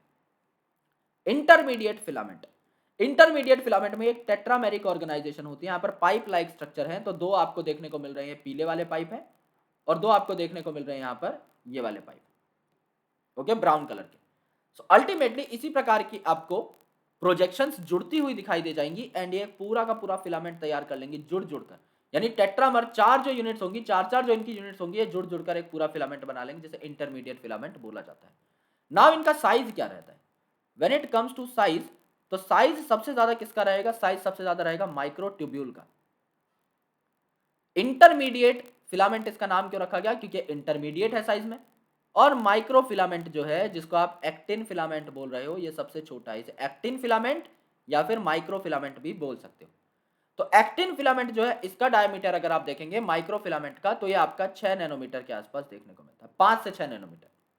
काफी किताबों में 5 लिखा हो, काफी में 6 भी लिखा हो, मिल जाएगा। इंटरमीडिएट फिलामेंट जो है, इसका 10 से 11 नैनोमीटर आपको डायमीटर देखने को मिलता है। एज वेल एज माइक्रोट्यूब्यूल का अगर आप देखें तो मोर देन 20 नैनोमीटर आपको इसका डायमीटर देखने को मिलता है। काफी बुक्स में 24 से 25 भी लिखा हुआ है। आपसे इतना नहीं पूछा जाएगा, आपसे सिंपली ये पूछ लिया जाएगा सबसे बड़ा कौन है, सबसे छोटा कौन है। तो माइक्रोट्यूब्यूल सबसे बड़ा, माइक्रोफिलामेंट सबसे छोटा। सिंपल सी बात है, इंटरमीडिएट सबसे बीच में ही आएगा, इसीलिए इसका नाम इंटरमीडिएट पड़ा है, क्योंकि ये इन दोनों के बीच में आता है, सबसे मोटे और सबसे पतले वाले के बीच में। ये आपका ओवरऑल कंपैरिजन है इन सारी चीजों का। तो ये जो आपके फिलामेंट लाइक स्ट्रक्चर्स हैं, ये आपके सेल को ज्यादा स्ट्रांग बनाते हैं, ज्यादा रिजिड बनाते हैं, और एक स्टेबल फ्रेमवर्क तैयार करते हैं सारी ऑर्गेनेल्स की प्रेजेंस का। Cilia and flagella becomes very important to read this topic, very very essential topic it is. और यहां पर इनका जो स्ट्रक्चर है, एक्सोनिम का जो स्ट्रक्चर है, माइक्रोट्यूब्यूल्स की जो अरेंजमेंट है, that is very very important, and it is very precise to read that up. और अगर आप सिलिया और फ्लैजेला समझ गए, तो मान के चलिए कि आप सेंट्रोसोम और सेंट्रियोल भी समझ गए। एक ही टॉपिक है, अलग अलग तरीके से बस हमें देखना पड़ेगा। ठीक है, तो सिलिया और फ्लैजेला किस काम आते हैं ये देख लेते हैं, इनका स्ट्रक्चर कैसा होता है ये देख लेते हैं।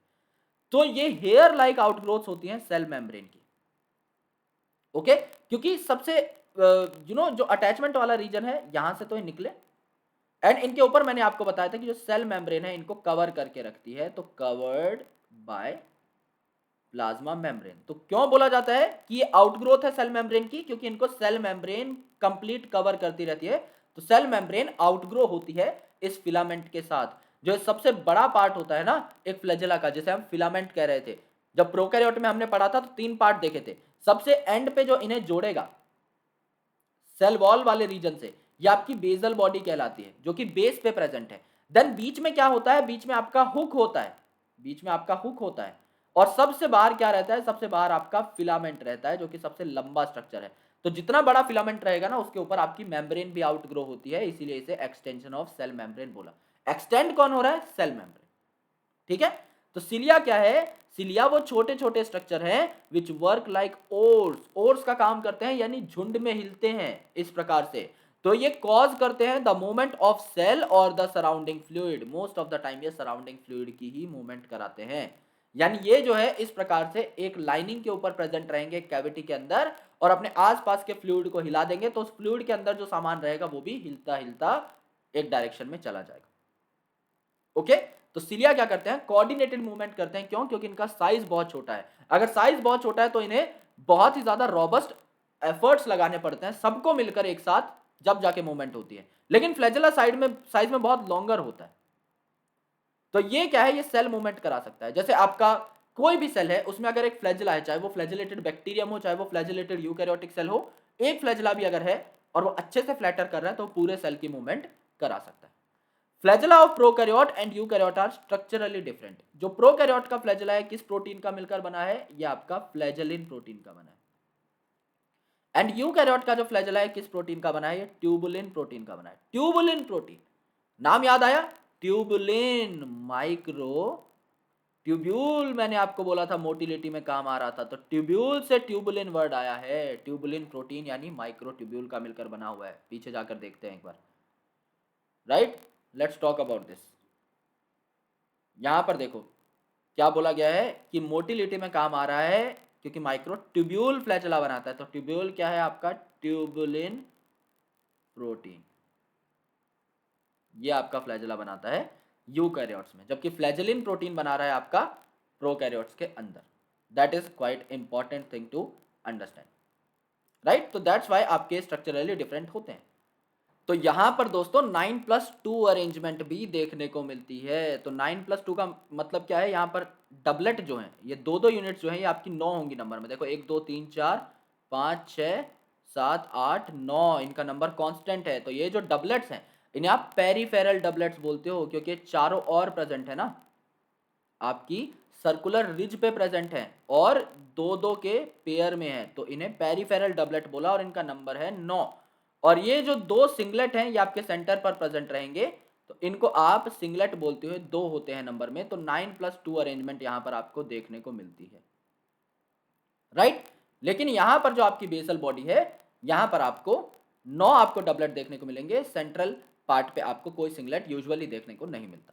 तो अरेंजमेंट यहां पर डिफरेंट हो सकती है। जब आप सेंट्रियोल को पढ़ेंगे तो आपको चीजें और ज्यादा क्लियर हो जाएंगी।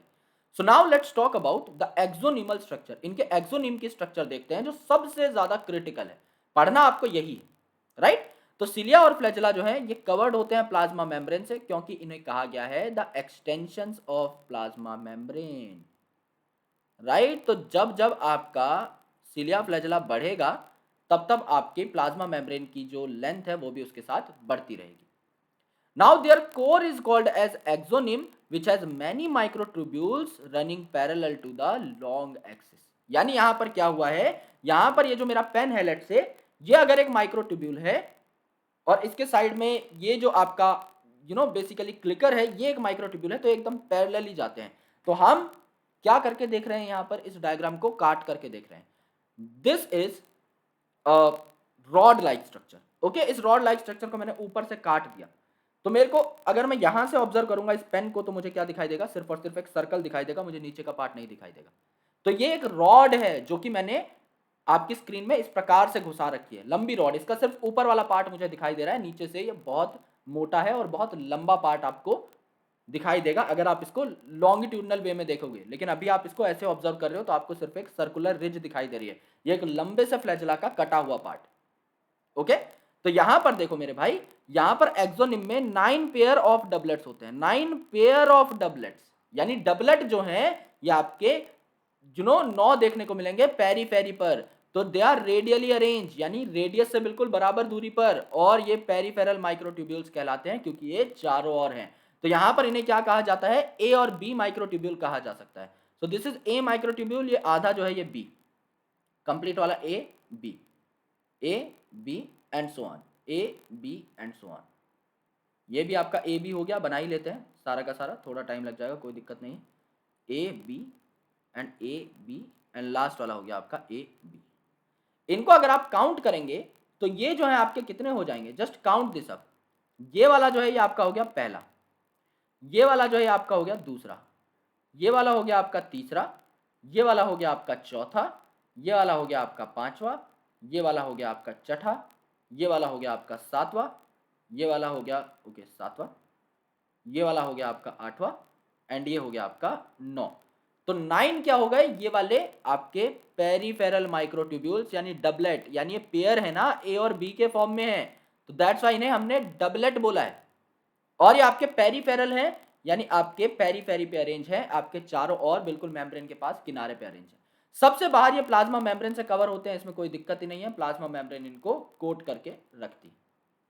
अब यहां पर अगर आप देखेंगे एक पेयर ऑफ सेंट्रल माइक्रोट्यूब्यूल भी प्रेजेंट रहता है। पेयर ऑफ सेंट्रल माइक्रोट्यूब्यूल, ये एक है, ये दूसरा है, इन्हें सिंगलेट बोला जाता है, ओके। इन्हें सिंगलेट बोला क्योंकि अकेले अकेले प्रेजेंट है या पेयर में प्रेजेंट नहीं, ओके। इनको जोड़ा जाता है आपस में एक रिज के थ्रू, और इनके ऊपर एक शीथ प्रेजेंट होती है रेड कलर वाली, जिसे क्या बोल दिया हमने? सेंट्रल शीथ बोल दिया, okay. So this particular red coloured sheath is called as what? It is called as central sheath.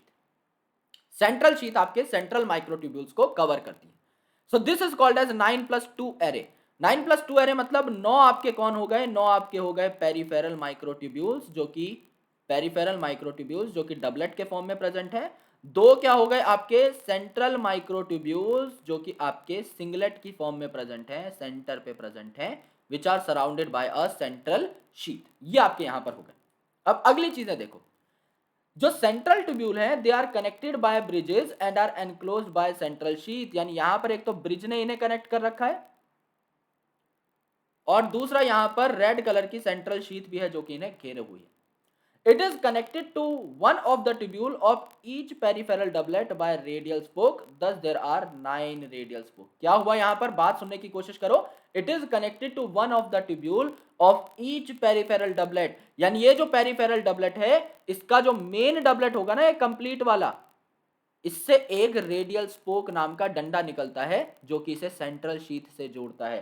तो आपके पास डंडे कितने हो जाएंगे, रेडियल स्पोक कितने हो जाएंगे, फटाफट नोट करो। यहां पर आपका एक डबलेट है तो एक रेडियल स्पोक, दूसरे डबलेट से दूसरा, तीसरे से तीसरा, यानी एक जो आपका डबलेट है उससे एक रेडियल स्पोक निकल रहा है। पेरिफेरल डबलेट अब आपके हैं कितने, 9 हैं, तो रेडियल स्पोक कितने निकले, 9 ही तो निकले। तो आपके जो रेडियल स्पोक है इनका नंबर कितना हो जाएगा, 9 हो जाएगा। और रेडियल स्पोक का काम क्या है, एक पर्टिकुलर आपके माइक्रोट्यूब्यूल को, डबलेट माइक्रोट्यूब्यूल को सेंट्रल शीथ से कनेक्ट करने का इसका काम है। सॉरी। एंड आपके जो ये पेरिफेरल डबलेट है, ये आपके इंटरकनेक्टेड भी होते हैं बाय लिंकर्स, जिनको क्या बोला जाता है, नेक्सिन लिंक बोला जाता है, नेक्सिन प्रोटीन के बने हुए होते हैं। तो यहां पर देखो, यहां पर ये हरे कलर का डंडा है, ये वाला, ये आपस में एक दूसरे को कनेक्ट कर रहे हैं ना, जिससे कि सर्कुलर रिज बना सके, चारों ओर पेरिफेरल वे में कनेक्ट रह सके बढ़िया तरीके से। तो इन्हें आपने क्या बोल दिया है, इन्हें आपने बोल दिया है नेक्सिन लिंकर्स। नेक्सिन लिंकर्स, इन नेक्सिन लिंकर्स को आपने और क्या बोला है, inter doublet bridge. Inter doublet bridge मतलब दो डबलेट के बीच की ब्रिज, ये हर डबलेट के बीच में प्रेजेंट रहेगी। सिलिया और फ्लैचेला है, ये सेंट्रियोल लाइक स्ट्रक्चर से इमर्ज करते हैं, जिन्हें बेसल बॉडी बोला। तो बेसल बॉडी का जो स्ट्रक्चर है वो डिफरेंट होता है। यहां पर आप देखिए, यहां पर जो बेसल बॉडी है इसका स्ट्रक्चर डिफरेंट था, ये आपके बेसल बॉडी का स्ट्रक्चर है। इसमें 9+2 अरेंजमेंट नहीं है, क्यों, क्योंकि ये सेंट्रियोल का बना हुआ है और सेंट्रियोल का स्ट्रक्चर आपका डिफरेंट होता है। एंड ये जो है ये आपका मेन कोर है, एक्सोनिम है आपका सिलिया और फ्लैचेला का। तो यहां पर 9+2 अरेंजमेंट देखने को मिलती है।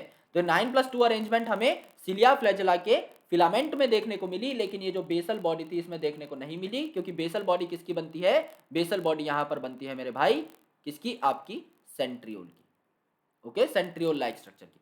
तो अब सेंट्रियोल को भी हमें पढ़ना है, तो उससे पहले हम लोग सिलिया फ्लैचेला का जो डायग्राम है ये एक बार खुद बना करके देखेंगे, so that we can understand each and everything in a better way. सबसे पहले एक बाहर की मैं शीट बना लेता हूं। इस बाहर की शीट को मैंने क्या नाम दे दिया, इस बाहर की शीट को मैंने नाम दे दिया प्लाज्मा मेम्ब्रेन। इस प्लाज्मा मेम्ब्रेन के अंदर मैं बना लेता हूं एक डबलेट, तो एक आपका कंप्लीट है, एक इनकम्प्लीट है, तो ये ए है, ये बी है, ये आपका ए है, ये आपका बी है, दो हो गए, ए है, बी है, तीन हो गए, A B 4, A B 5, A B 6, 7, 8 and 9। ये आपका स्ट्रक्चर हो गया, राइट।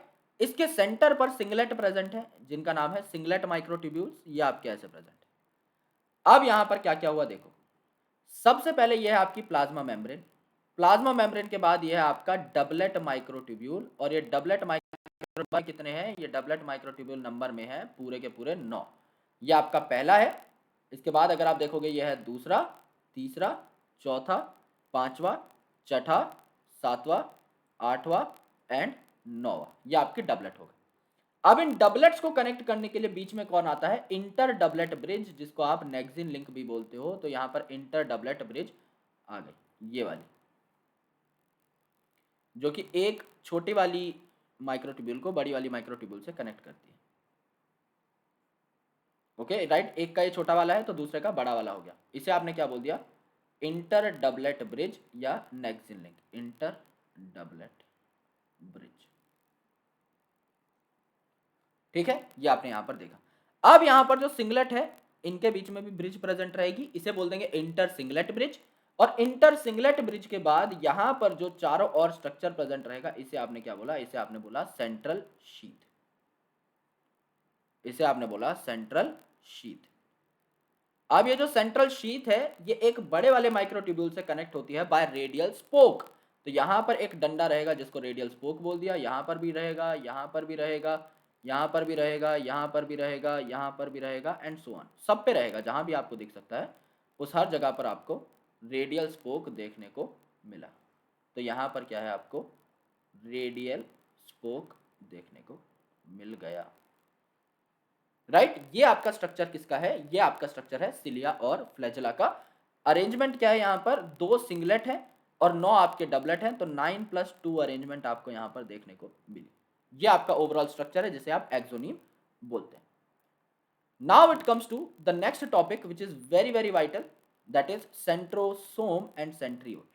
तो सेंट्रियोल कैसे होते हैं, सेंट्रियोल आपकी बेसल बॉडी बनाते हैं, यानी सिलिया और फ्लैजेला की जो बेसल बॉडी थी कौन बना रहे थे, सेंट्रियोल बना रहे थे। और सेंट्रोसोम किस में हेल्प करते हैं, सेंट्रियोल और सेंट्रोसोम एनिमल सेल की सेल डिवीजन में भी हेल्प करते हैं। So they were very specific to animals. हमने देखा था कि ये प्लांट में प्रेजेंट नहीं होते। तो सेंट्रोसोम क्या है, सेंट्रोसोम एक ऐसी ऑर्गेनेल है जिसपे कोई मेम्ब्रेन नहीं है, राइट। तो यहां पर भी आपके 2 non membrane bound cylindrical structures है जिन्हें आप सेंट्रियोल्स बोलते हैं। तो सिलेंड्रिकल स्ट्रक्चर है इस प्रकार के, ये आपका एक सेंट्रियोल है और इसके नीचे आपका दूसरा सेंट्रियोल है। खास बात क्या है कि ये दोनों के दोनों जो सेंट्रियोल हैं ये आपके परपेंडिकुलर होते हैं, ये आपके परपेंडिकुलर होते हैं, यानी यहां पर एक सेंट्रियोल है, यहां पर एक सेंट्रियोल है। इन दोनों की अलाइनमेंट कुछ ऐसी है कि इनके बीच में 90 डिग्रीज का एंगल बनता है। So they are cylindrical as well as perpendicular, इन्हें आपने सेंट्रियोल बोला। अब इस सेंट्रियोल के चारों ओर जमा हो जाता है क्या, एक अमॉर्फस सब्सटेंस जिसे आप बोलते हैं, यानी इररेगुलर सा एक सब्सटेंस जमा हो जाता है जिसे आप बोलते हैं पेरीसेंट्रियोलर स्पेस, यानी सेंट्रियोल्स के साइड में प्रेजेंस जो है आपका मटेरियल। तो पेरीसेंट्रियोलर स्पेस में पेरीसेंट्रियोलर मटेरियल जमा हो जाता है, पेरीसेंट्रियोलर मटेरियल जमा हो जाता है। तो इसे आप कंप्लीट क्या बोल देते हैं, सेंट्रोसोम। तो 2 सेंट्रियोल प्लस पेरीसेंट्रियोलर स्पेस या पेरीसेंट्रियोलर मटेरियल मिलाकर सेंट्रोसोम कहलाता है, मिलाकर सेंट्रोसोम कहलाता है।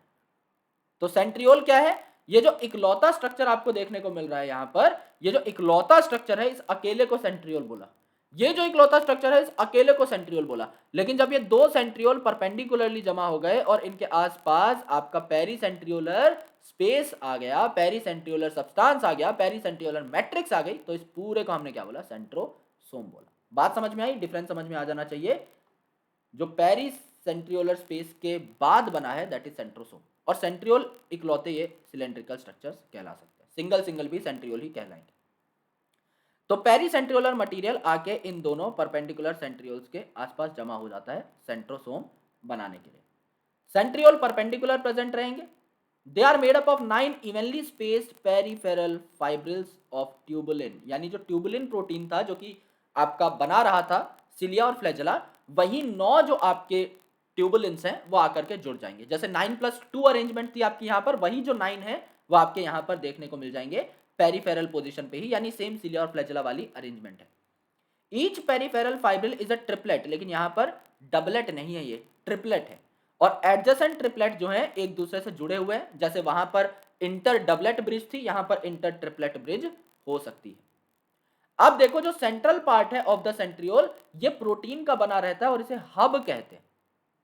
ओके, इसे हब कहते हैं, which is connected with tubule of the peripheral triplets with radial spokes made up of protein. यानी जो आपके सिलिया और फ्लैजेला थे वहां पे सेंटर पर क्या प्रेजेंट थे, सिंगलेट्स, और उनके चारों ओर क्या थी, सेंट्रल शीथ। यहां पे ऐसा कुछ नहीं है, यहां पे प्रोटीन का स्ट्रक्चर प्रेजेंट है, हब। तो रेडियल स्पोक अब हब से कनेक्ट होंगे।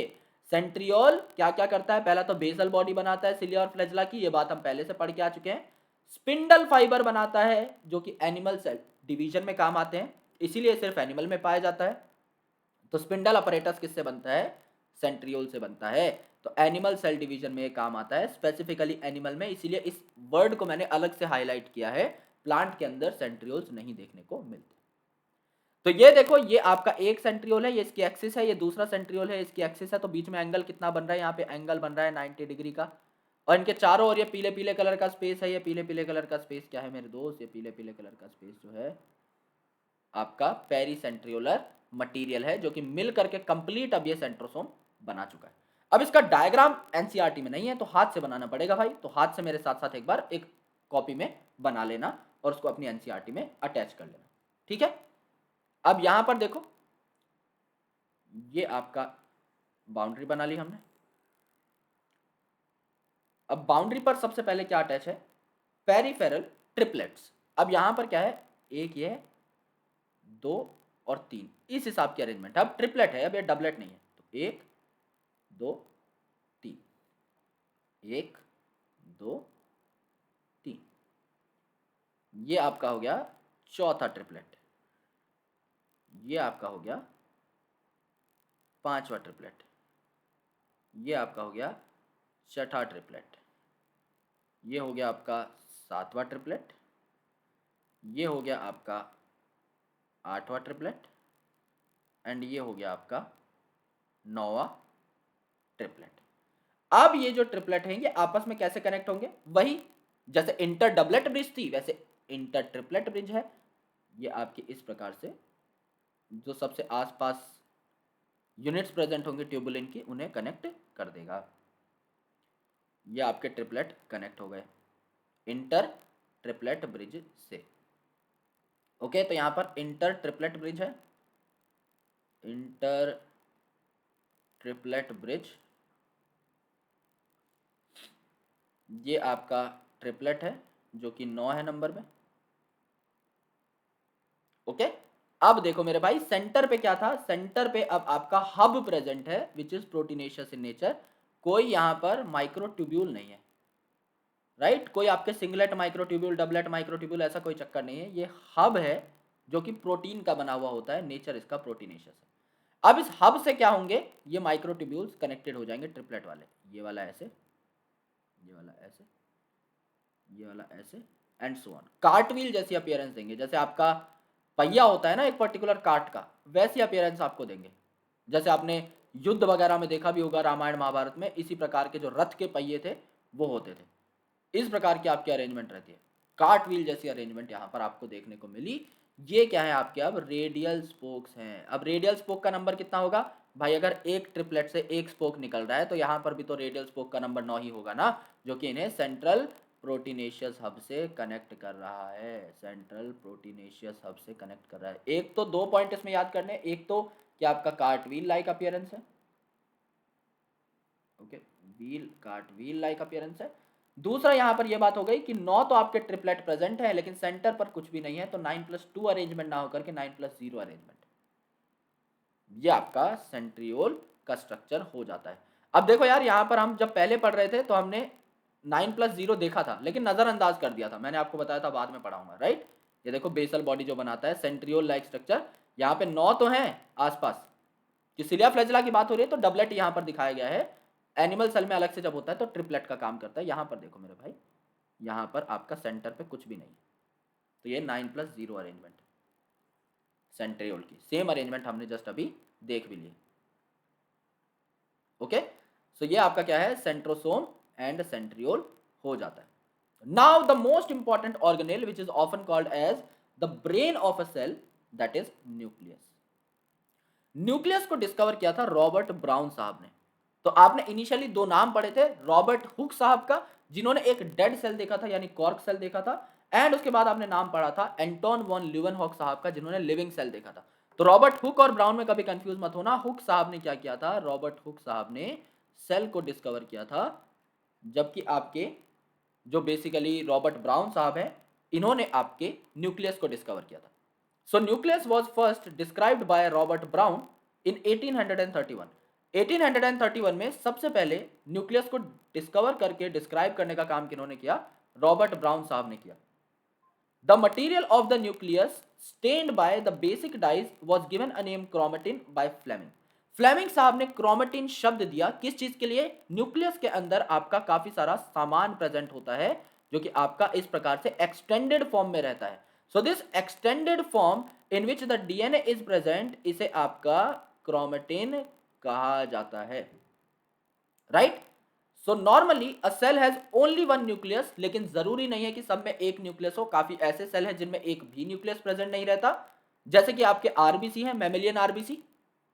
हमारी जो आरबीसी है इनके अंदर एक भी न्यूक्लियस नहीं रहता, तो इसे ई न्यूक्लिएटेड कहते हैं, यानी कि एलिमिनेट हो चुका है हमारे में से न्यूक्लियस ज्यादा हीमोग्लोबिन एक्वायर करने के चक्कर में।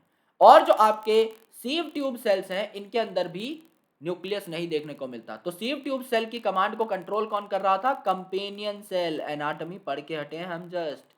कंपेनियन सेल जो है मेरे दोस्त, सीव सेल को सिग्नल वगैरह भेज रहा था, कंपेनियन सेल जो है इसको कंट्रोल कर रहा था, ओके।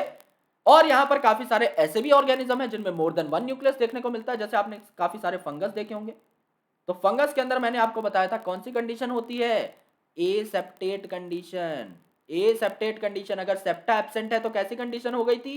सिनोसिटिक। सिनोसिटिक मतलब मल्टी न्यूक्लिएटेड कंडीशन। दूसरा, कल मैंने आपको एक डायग्राम दिखाया था पैरामीशियम का, इसी चैप्टर के अंदर। पैरामीशियम में मैंने आपको दो न्यूक्लियस बताए थे, two different nuclei was there, okay. पहला आपका मैक्रो न्यूक्लियस एंड दूसरा आपका माइक्रो न्यूक्लियस। तो ये क्या थे आपके पैरामीशियम और फंगस के अंदर? मल्टी न्यूक्लिएटेड कंडीशन के एग्जाम्पल थे। तो यूजुअली ज्यादातर ऑर्गेनिज्म में एक न्यूक्लियस देखने को मिलता है, बट हो सकता है कि एक भी ना हो सकता है कि पांच पांच भी हो जाए, depends upon the case, right. तो ये आपका डीएनए है जो नॉर्मल स्टेट में आपका पैक्ड फॉर्म में प्रेजेंट रहता है, जिसे आप क्रोमेटिन कहते हो। तो क्रोमेटिन क्या है? डीएनए आपका पैक हो जाता है प्रोटीन के साथ, आरएनए के साथ, and ultimately it forms a structure called as chromatin. यहां पर राइबोसोम आपको देखने को मिल सकते हैं बाहर की साइड एसोसिएटेड, यानी न्यूक्लियस के बाहर आपका ईआर स्टार्ट हो जाएगा वहां पर। यहां पर nucleus double membrane bound organelle है, तो आउटर न्यूक्लियर मेम्ब्रेन आपको देखने को मिलेगी और इनर न्यूक्लियर मेम्ब्रेन आपको देखने को मिलेगी। अंदर की साइड न्यूक्लियर लेमाइना आपकी प्रेजेंट रहेगी, इनर कवरिंग। और यहां पर छेद भी हो सकते हैं जिन्हें आप न्यूक्लियर पोर्स कहते हैं, जिनके थ्रू आपके डीएनए आरएनए और प्रोटीन का एक्सचेंज होता है। कहां से कहां जाएंगे आरएनए और प्रोटीन, उनके बारे में हम बात करेंगे। सो इंटरफेज का जो न्यूक्लियस है, यानी रेस्टिंग स्टेट के ऊपर, जब सेल आपका रेस्टिंग फेज में है, जब वो डिवाइड नहीं कर रहा, तो आपका इंटरफेज का जो न्यूक्लियस है उस टाइम पर रेस्टिंग फेज के अंदर उसमें क्या क्या देखने को मिलेगा? इसमें न्यूक्लियर एनवेलप देखने को मिलेगा। न्यूक्लियर एनवेलप मतलब दो मेम्ब्रेन रहेंगी यहां पर, आपका outer membrane of nucleus and the inner membrane of nucleus. दूसरा, न्यूक्लियर मैट्रिक्स देखने को मिलेगा, जिसको आप न्यूक्लियोप्लाज्म बोलेंगे। अगर एक सेल है और उस सेल की मैट्रिक्स को आप साइटोप्लाज्म बोलते हैं, तो न्यूक्लियस होगा उसमें आप न्यूक्लियस की मेम्ब्रेन के अंदर जितना भी जुगाड़ प्रेजेंट है उसे न्यूक्लियोप्लाज्म ही तो बोलेंगे। देन यहां पर क्रोमेटिन होती है विच इज हाईली एक्सटेंडेड, मतलब डीएनए पैक्ड नहीं होता, खुले फॉर्म में प्रेजेंट रहता है। तो यहां पर जो डीएनए है ये बहुत ही ज्यादा खुले फॉर्म में आपको देखने को मिलता है, इस हिसाब से खुला खुला प्रेजेंट रहता है। और जो सेंटर पे आपकी डेंस बॉडी प्रेजेंट है, ये वाली, ये जो सेंटर पर डेंस बॉडी प्रेजेंट है, इसे न्यूक्लियोलस बोला जाता है। एंड न्यूक्लियोलस जो है ये क्या करता है? आपका आरआरएनए की, यानी राइबोसोमल आरआरएनए की सिंथेसिस करता है। तो अगर आपका कोई ऐसा सेल है दुनिया में जिसे प्रोटीन भरपूर बनाना है, तो प्रोटीन बनाने के लिए उसे राइबोसोम की जरूरत पड़ेगी। देखो एक लीग में चलते हैं, अगर किसी सेल को बहुत ज्यादा प्रोटीन बनाने हैं तो इसे बहुत ज्यादा राइबोसोम भी चाहिए होंगे। अगर बहुत ज्यादा राइबोसोम चाहिए होंगे तो राइबोसोम किसका बना था? आरआरएनए और प्रोटीन का, तो इसे बहुत ज्यादा आरआरएनए भी चाहिए रहेगा। और आरआरएनए बहुत ज्यादा चाहिए रहेगा तो इसमें न्यूक्लियोलस का साइज भी बड़ा हो जाएगा और न्यूक्लियोलस का नंबर भी ज्यादा हो जाएगा। तो यहाँ पर न्यूक्लियोलस इसे ज्यादा चाहिए रहेंगे। बिल्कुल डायरेक्ट रेलेवेंस, काफी बार पूछ लिया जाता है, अगर एक पर्टिकुलर सेल को प्रोटीन की ज्यादा जरूरत है उसमें क्या देखने को मिलेगा? उसमें न्यूक्लियोलस जो है भरपूर देखने को मिलेगा, क्योंकि न्यूक्लियोलस जो है आपका राइबोसोम तैयार करने में हेल्प करता है। तो nucleolus is a dense body जो कि एक वेल डिफाइंड न्यूक्लियस के सेंटर पर पाई जा सकती है। अब इन पार्ट्स के बारे में डिटेल में जान लेते हैं। न्यूक्लियर एनवेलप सबसे पहले, ओके। न्यूक्लियर एनवेलप क्या है? आपकी दो लेयर्स प्रेजेंट होती हैं न्यूक्लियस के बाहर, it is double layered organelle. तो यहां पर जो है आपकी आउटर मेम्ब्रेन और इनर मेम्ब्रेन है, और उनके बीच में जो स्पेस है इसे क्या कहा जाता है? Peri nuclear space. So it is the outer membrane and it is the inner membrane, और इनके बीच का ये जो स्पेस है इसे पेरी न्यूक्लियर स्पेस बोला। और ये जो गैप है ना, ये वाला जो गैप है इसे क्या बोल दिया? ये जो गैप है इसे पेरी न्यूक्लियर स्पेस को 10 to 15 नैनोमीटर बता दिया कि इतना गैप इसके बीच में प्रेजेंट रहता है। ओके, ये डायमेंशन हो गई आपकी पेरी न्यूक्लियर स्पेस की। अब काफी बार क्या रहता है कि ये आपकी न्यूक्लियस की समझ लो आउटर मेम्ब्रेन है और ये आपकी न्यूक्लियस की इनर मेम्ब्रेन है। अब ये काफी बार बीच बीच में से फ्यूज हो जाती हैं इस प्रकार से कि आउटर और इनर मेम्ब्रेन फ्यूज हो गई ऐसे ऐसे और यहां से ऐसे फ्यूज हो गई, तो ये क्या बना लेती हैं, गैप बना लेती हैं। तो ये वाली जो चीज है ना ये आपकी गायब हो जाती है, ये वाली जो चीज है, क्योंकि मेम्ब्रेन फ्यूज हो गई तो ये वाला पार्ट आपका क्या हुआ, गायब हो गया, ये वाला पार्ट आपका गायब हो गया। सिमिलरली ये वाला पार्ट आपका गायब हो गया एंड ये वाला पार्ट भी आपका गायब हो गया। तो अब क्या हुआ है, अब न्यूक्लियस के पास गैप आ गया है। न्यूक्लियस के अंदर से चीजें बाहर जा सकती हैं, ये न्यूक्लियस है, ये साइटोप्लाज्म है, यहां से चीजें आपकी बाहर जा सकती हैं और यहां से चीजें अंदर भी आ सकती हैं। तो ये जो पोर बना है ना, ये जो छेद बना है आउटर और इनर मेम्ब्रेन की फ्यूजन से, इसे आप क्या कहते हैं, न्यूक्लियर पोर। और यहाँ पर कुछ प्रोटीन्स भी होते हैं जो एग्रीगेट हो जाते हैं एंड इस पोर की रखवाली करते हैं, तो इसे न्यूक्लियर पोर कॉम्प्लेक्स भी बोल दिया जाता है काफी बार, because it is a complex structure जहां पर प्रोटीन्स वगैरह भी एग्रीगेटेड हो सकते हैं। Okay, so it is a barrier between the materials in nucleus and cytoplasm, यानी न्यूक्लियर एनवेलप जो है, जो दो न्यूक्लियस की मेम्ब्रेन है, ये साइटोप्लाज्म और न्यूक्लियस के बीच में बहुत ज्यादा इंटरेक्शन नहीं होने देती। तो पूरी मेम्ब्रेन अलाउ नहीं करती इंटरेक्शन को, कुछ स्पेसिफिक पार्ट से ही चीजें ट्रांसफर होती हैं। उन पार्ट्स को क्या बोला जाता है, उन पार्ट्स को बोला जाता है न्यूक्लियर पोर। आउटर जो मेम्ब्रेन है, ये बात हमने देख ली थी कि ये आपकी एंडोप्लाज्मिक रेटिकुलम के साथ कंटिन्यूएशन में रहती है और इस पे राइबोसोम भी प्रेजेंट रहते हैं। तो इसे आप क्या बोल रहे थे, आरईआर बोल रहे थे, रफ एंडोप्लाज्मिक रेटिकुलम, जो कि प्रोटीन सिंथेसिस करता है। न्यूक्लियर एनवेलप पर छोटे छोटे छेद भी हो सकते हैं जो कि आउटर और इनर मेम्ब्रेन की फ्यूजन से बनते हैं और ये पैसेज का काम करते हैं, किसका, आरएनए का एंड प्रोटीन का। अब लॉजिकल जो डिस्कशन है वो स्टार्ट होगा। न्यूक्लियस के अंदर क्या क्या प्रोसेस होते हैं, न्यूक्लियस के अंदर डीएनए का डीएनए में कन्वर्जन होता है एंड डीएनए का आरएनए में कन्वर्जन होता है। क्या आरएनए आपका प्रोटीन बना सकता है न्यूक्लियस के अंदर, द आंसर इज नो। तो इस आरएनए को कहां जाना पड़ेगा, इस आरएनए को जाना पड़ेगा साइटोप्लाज्म में। तो आरएनए आपका न्यूक्लियस से साइटोप्लाज्म में गया, ये बात डन हो गई कि आरएनए का ट्रांसफर करता है न्यूक्लियस टू साइटोप्लाज्म। अब साइटोप्लाज्म में जाकर ये जो आरएनए था, इसने क्या बना लिया है, प्रोटीन बना लिया है। अब इस प्रोटीन की जरूरत तो न्यूक्लियस को भी पड़ेगी, तो ये प्रोटीन क्या करेगा, ये प्रोटीन आपका घूम करके आ जाएगा आपका न्यूक्लियस में। तो प्रोटीन को साइटोप्लाज्म से न्यूक्लियस में लाना और आरएनए को न्यूक्लियस से साइटोप्लाज्म में भेजना, है दोनों प्रकार के काम कौन करता है, न्यूक्लियर पोर कॉम्प्लेक्स करता है। तो आरएनए कहां से गया, न्यूक्लियस से, प्रोटीन कहां से आया, साइटोप्लाज्म से, और न्यूक्लियस और साइटोप्लाज्म के बीच में इसी प्रकार की इंटरेक्शन आपको देखने को मिली। So it also tells us कि कौन सी प्रोसेस कहां पर होगी। डीएनए से डीएनए कहां बना आपका, न्यूक्लियस के अंदर, यानी रेप्लिकेशन हो गई यहां पर।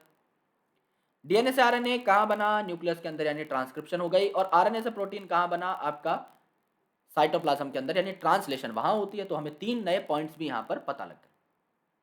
ओके, तो यहां पर देखो भाई, ये जो क्रोमेटिन है ये आपकी प्रेजेंट है, खुला खुला डीएनए आपका प्रेजेंट है। ये सेंट्रल पार्ट पे आपका जो डेंस ऑर्गेनेल प्रेजेंट है, डेंस जो बॉडी प्रेजेंट है, ये आपका न्यूक्लियोलस कहलाती है। Okay, it is a dense structure जिसके ऊपर कोई मेम्ब्रेन नहीं होती। ओके, इसके ऊपर कोई मेम्ब्रेन नहीं है, तो ये आपको याद रखना है कि न्यूक्लियोलस के ऊपर कोई मेम्ब्रेन नहीं है। न्यूक्लियस के ऊपर दो मेम्ब्रेन होती हैं, लेकिन न्यूक्लियोलस के ऊपर ऐसा कोई स्ट्रक्चर प्रेजेंट नहीं होता। ये आपका पेरी न्यूक्लियर स्पेस है, जिसके डायमेंशन क्या होते हैं, 10 से 50 नैनोमीटर, यानी आउटर मेम्ब्रेन और इनर मेम्ब्रेन के बीच का स्पेस है ये, राइट। फिर आपका यहाँ पर एंडोप्लाज्मिक रेटिकुलम और गोल्जी स्टार्ट हो गए। ये आपके न्यूक्लियर पोर्स हैं, छोटे छोटे छेद, जहां से आपकी एक्सचेंज प्रोसेसेस हो सकती है। और आपके पूरे न्यूक्लियस के चारों ओर आपको इसी प्रकार के हजारों छेद देखने को मिलते हैं। तो ये कॉम्प्लेक्स बना लेते हैं, which are further called as nuclear pore complex. अब क्रोमेटिन की बारी आती है। क्रोमेटिन क्या है, क्रोमेटिन को लोग समझते हैं इट इज ओनली डीएनए, जो कि एक्सटेंडेड स्टेट में है, जो कि खुले स्टेट में है, बट ऐसा नहीं है मेरे दोस्त। Chromatin is a kind of aggregation of DNA with a lot of things such as protein and RNA. तो ये क्या है, it is a network of nucleo protein fibre, यहीं से सब साबित हो गया। Network of nucleo protein, nucleo मतलब न्यूक्लिक एसिड, न्यूक्लिक एसिड में डीएनए भी हो सकता है और थोड़ा बहुत अमाउंट ऑफ यहाँ पर आरएनए भी आपको देखने को मिलता है। तो डीएनए भी हो सकता है, आरएनए भी हो सकता है, और प्रोटीन का मतलब तो आपका प्रोटीन हो ही गया, यानी न्यूक्लियोप्रोटीन सुनते ही दिमाग में आ गया भाई यहाँ पर काफी सारी चीजें एग्रीगेटेड है। सो इट कंटेन्स डीएनए, क्योंकि इसे तो हमें पैक करना ही है। कुछ बेसिक प्रोटीन्स होते हैं हिस्टोन, जो कि डीएनए की पैकिंग में हेल्प करते हैं। क्यों? क्योंकि डीएनए आपका नेगेटिवली चार्ज है और जो हिस्टोन है ये आपका पॉजिटिवली चार्ज रहता है। क्यों? क्योंकि हिस्टोन प्रोटीन के अंदर पॉजिटिवली चार्ज अमीनो एसिड है, जैसे कि लाइसिन और आर्जिनिन। तो लाइसिन और आर्जिनिन इस हिस्टोन को पॉजिटिव चार्ज प्रोवाइड कर देते हैं। अब हिस्टोन आपका पॉजिटिवली चार्ज है, डीएनए आपका नेगेटिवली चार्ज है, तो डीएनए क्या करेगा, इसके चारों ओर बढ़िया तरीके से इस हिसाब से लिपट जाएगा और पैक हो जाएगा इस हिसाब से। ओके, ये आपका नेगेटिवली चार्ज डीएनए था, नेगेटिवली चार्ज डीएनए था। डन। सो इसी प्रकार से आपके बेसिक जो प्रोटीन है हिस्टोन, वो डीएनए के साथ पैकेज हो जाते हैं। कुछ नॉन हिस्टोन प्रोटीन्स भी रहते हैं जो कि इनकी फर्दर पैकेजिंग में हेल्प करते हैं। एंड आपका आरएनए भी यहां पर देखने को मिलेगा, जो मैंने पहले ही लिख दिया था, because it is nucleo protein aggregation. तो क्रोमेटिन में हमें ये नहीं समझना कि डीएनए आपका खुला खुला प्रेजेंट है, डीएनए भी है यहाँ पे, आरएनए भी है एंड प्रोटीन्स भी हैं। प्रोटीन के अंदर भी हिस्टोन प्रोटीन्स भी हो सकते हैं, नॉन हिस्टोन प्रोटीन्स भी हो सकते हैं, जो कि आप फर्दर आगे पढ़ते हो 12th क्लास में। एक चैप्टर है अलग से, मॉलिक्यूलर बेसिस ऑफ इनहेरिटेंस, जहां पर अलग से एक स्पेशल टॉपिक है पैकेजिंग ऑफ डीएनए हेलिक्स। वहां पर आप इन चीजों को और डिटेल में देखोगे कि कितने नाइट्रोजनस बेस इस हिसाब से लिपट जाते हैं एक हिस्टोन के ऊपर, आपकी न्यूक्लियोसोमल कोर क्या होती है, okay, Beed on string model क्या होता है, सारी चीजें हम लोग आगे पढ़ेंगे। ड्यूरिंग सेल डिवीजन आपका क्रोमेटिन जो है ये कंडेंस हो जाता है और क्रोमोसोम बना लेता है। यानी इसकी पैकेजिंग जब होती है तो क्रोमेटिन जो बहुत खुला खुला प्रेजेंट है, ये आपका पैक होकर एक कंडेंस्ड, एक शॉर्ट बॉडी बना लेता है, जिसको आप क्रोमोसोम बोलते हो, जो कि वेल पैक्ड होते हैं। तो सेल डिवीजन के दौरान आपको क्रोमोसोम बनते हुए दिखाई दे सकते हैं। इस प्रकार का आपका जो अभी खुला खुला माहौल है, ये आपका क्रोमेटिन कहलाता है। न्यूक्लियोलस, न्यूक्लियोलस आपका एक या एक से ज्यादा भी हो सकता है नंबर में।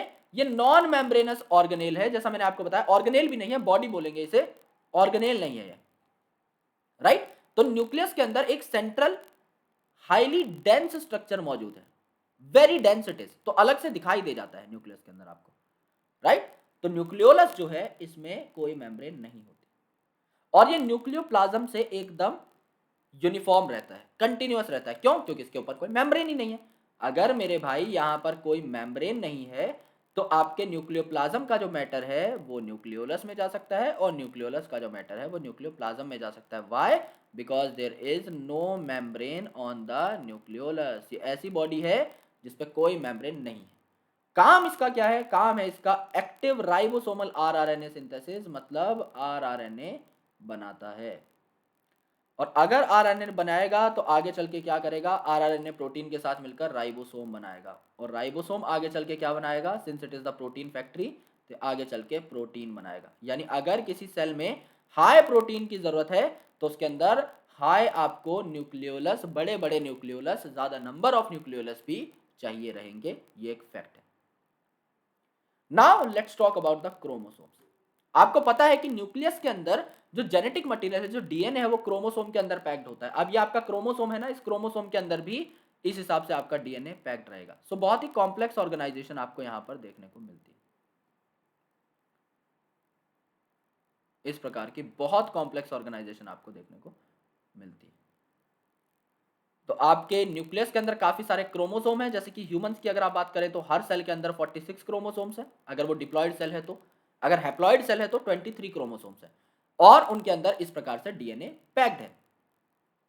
ओके, सो ह्यूमन सेल जो है इसमें लगभग 2 मीटर लंबा डीएनए आपको देखने को मिलता है। ये क्वेश्चन आपका नीट में पूछा गया है 2020 के अंदर।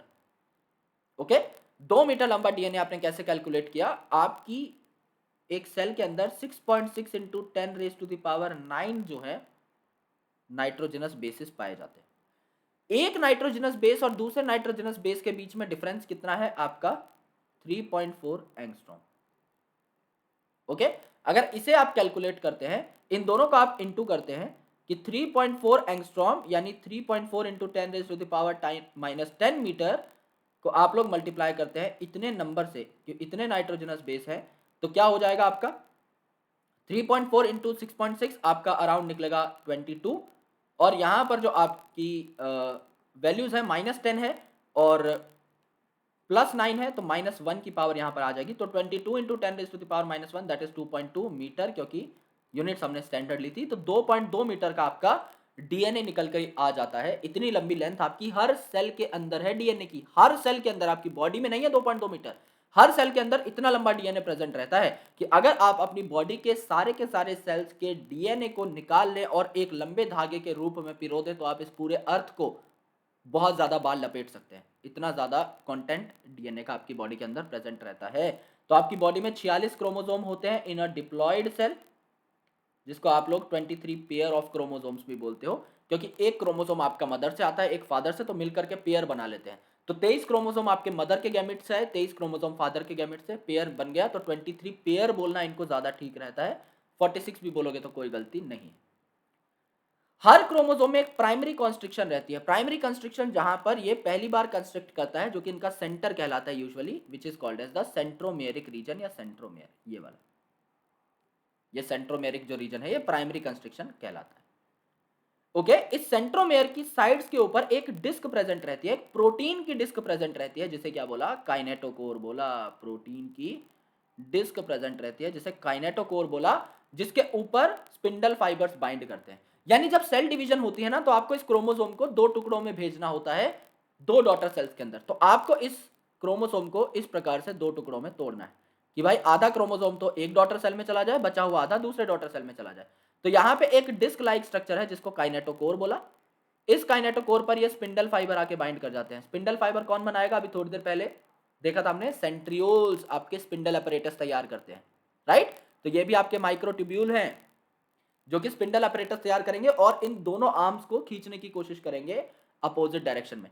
तो ये वाला जो आपका पार्ट है, ये जो दोनों आर्म्स है ये एक साइड में चली जाएंगी और ये जो दोनों आर्म्स है ये दूसरी साइड में चली जाएंगे। इस हिसाब से आपका क्रोमोसोम स्प्लिट हो जाएगा। क्यों?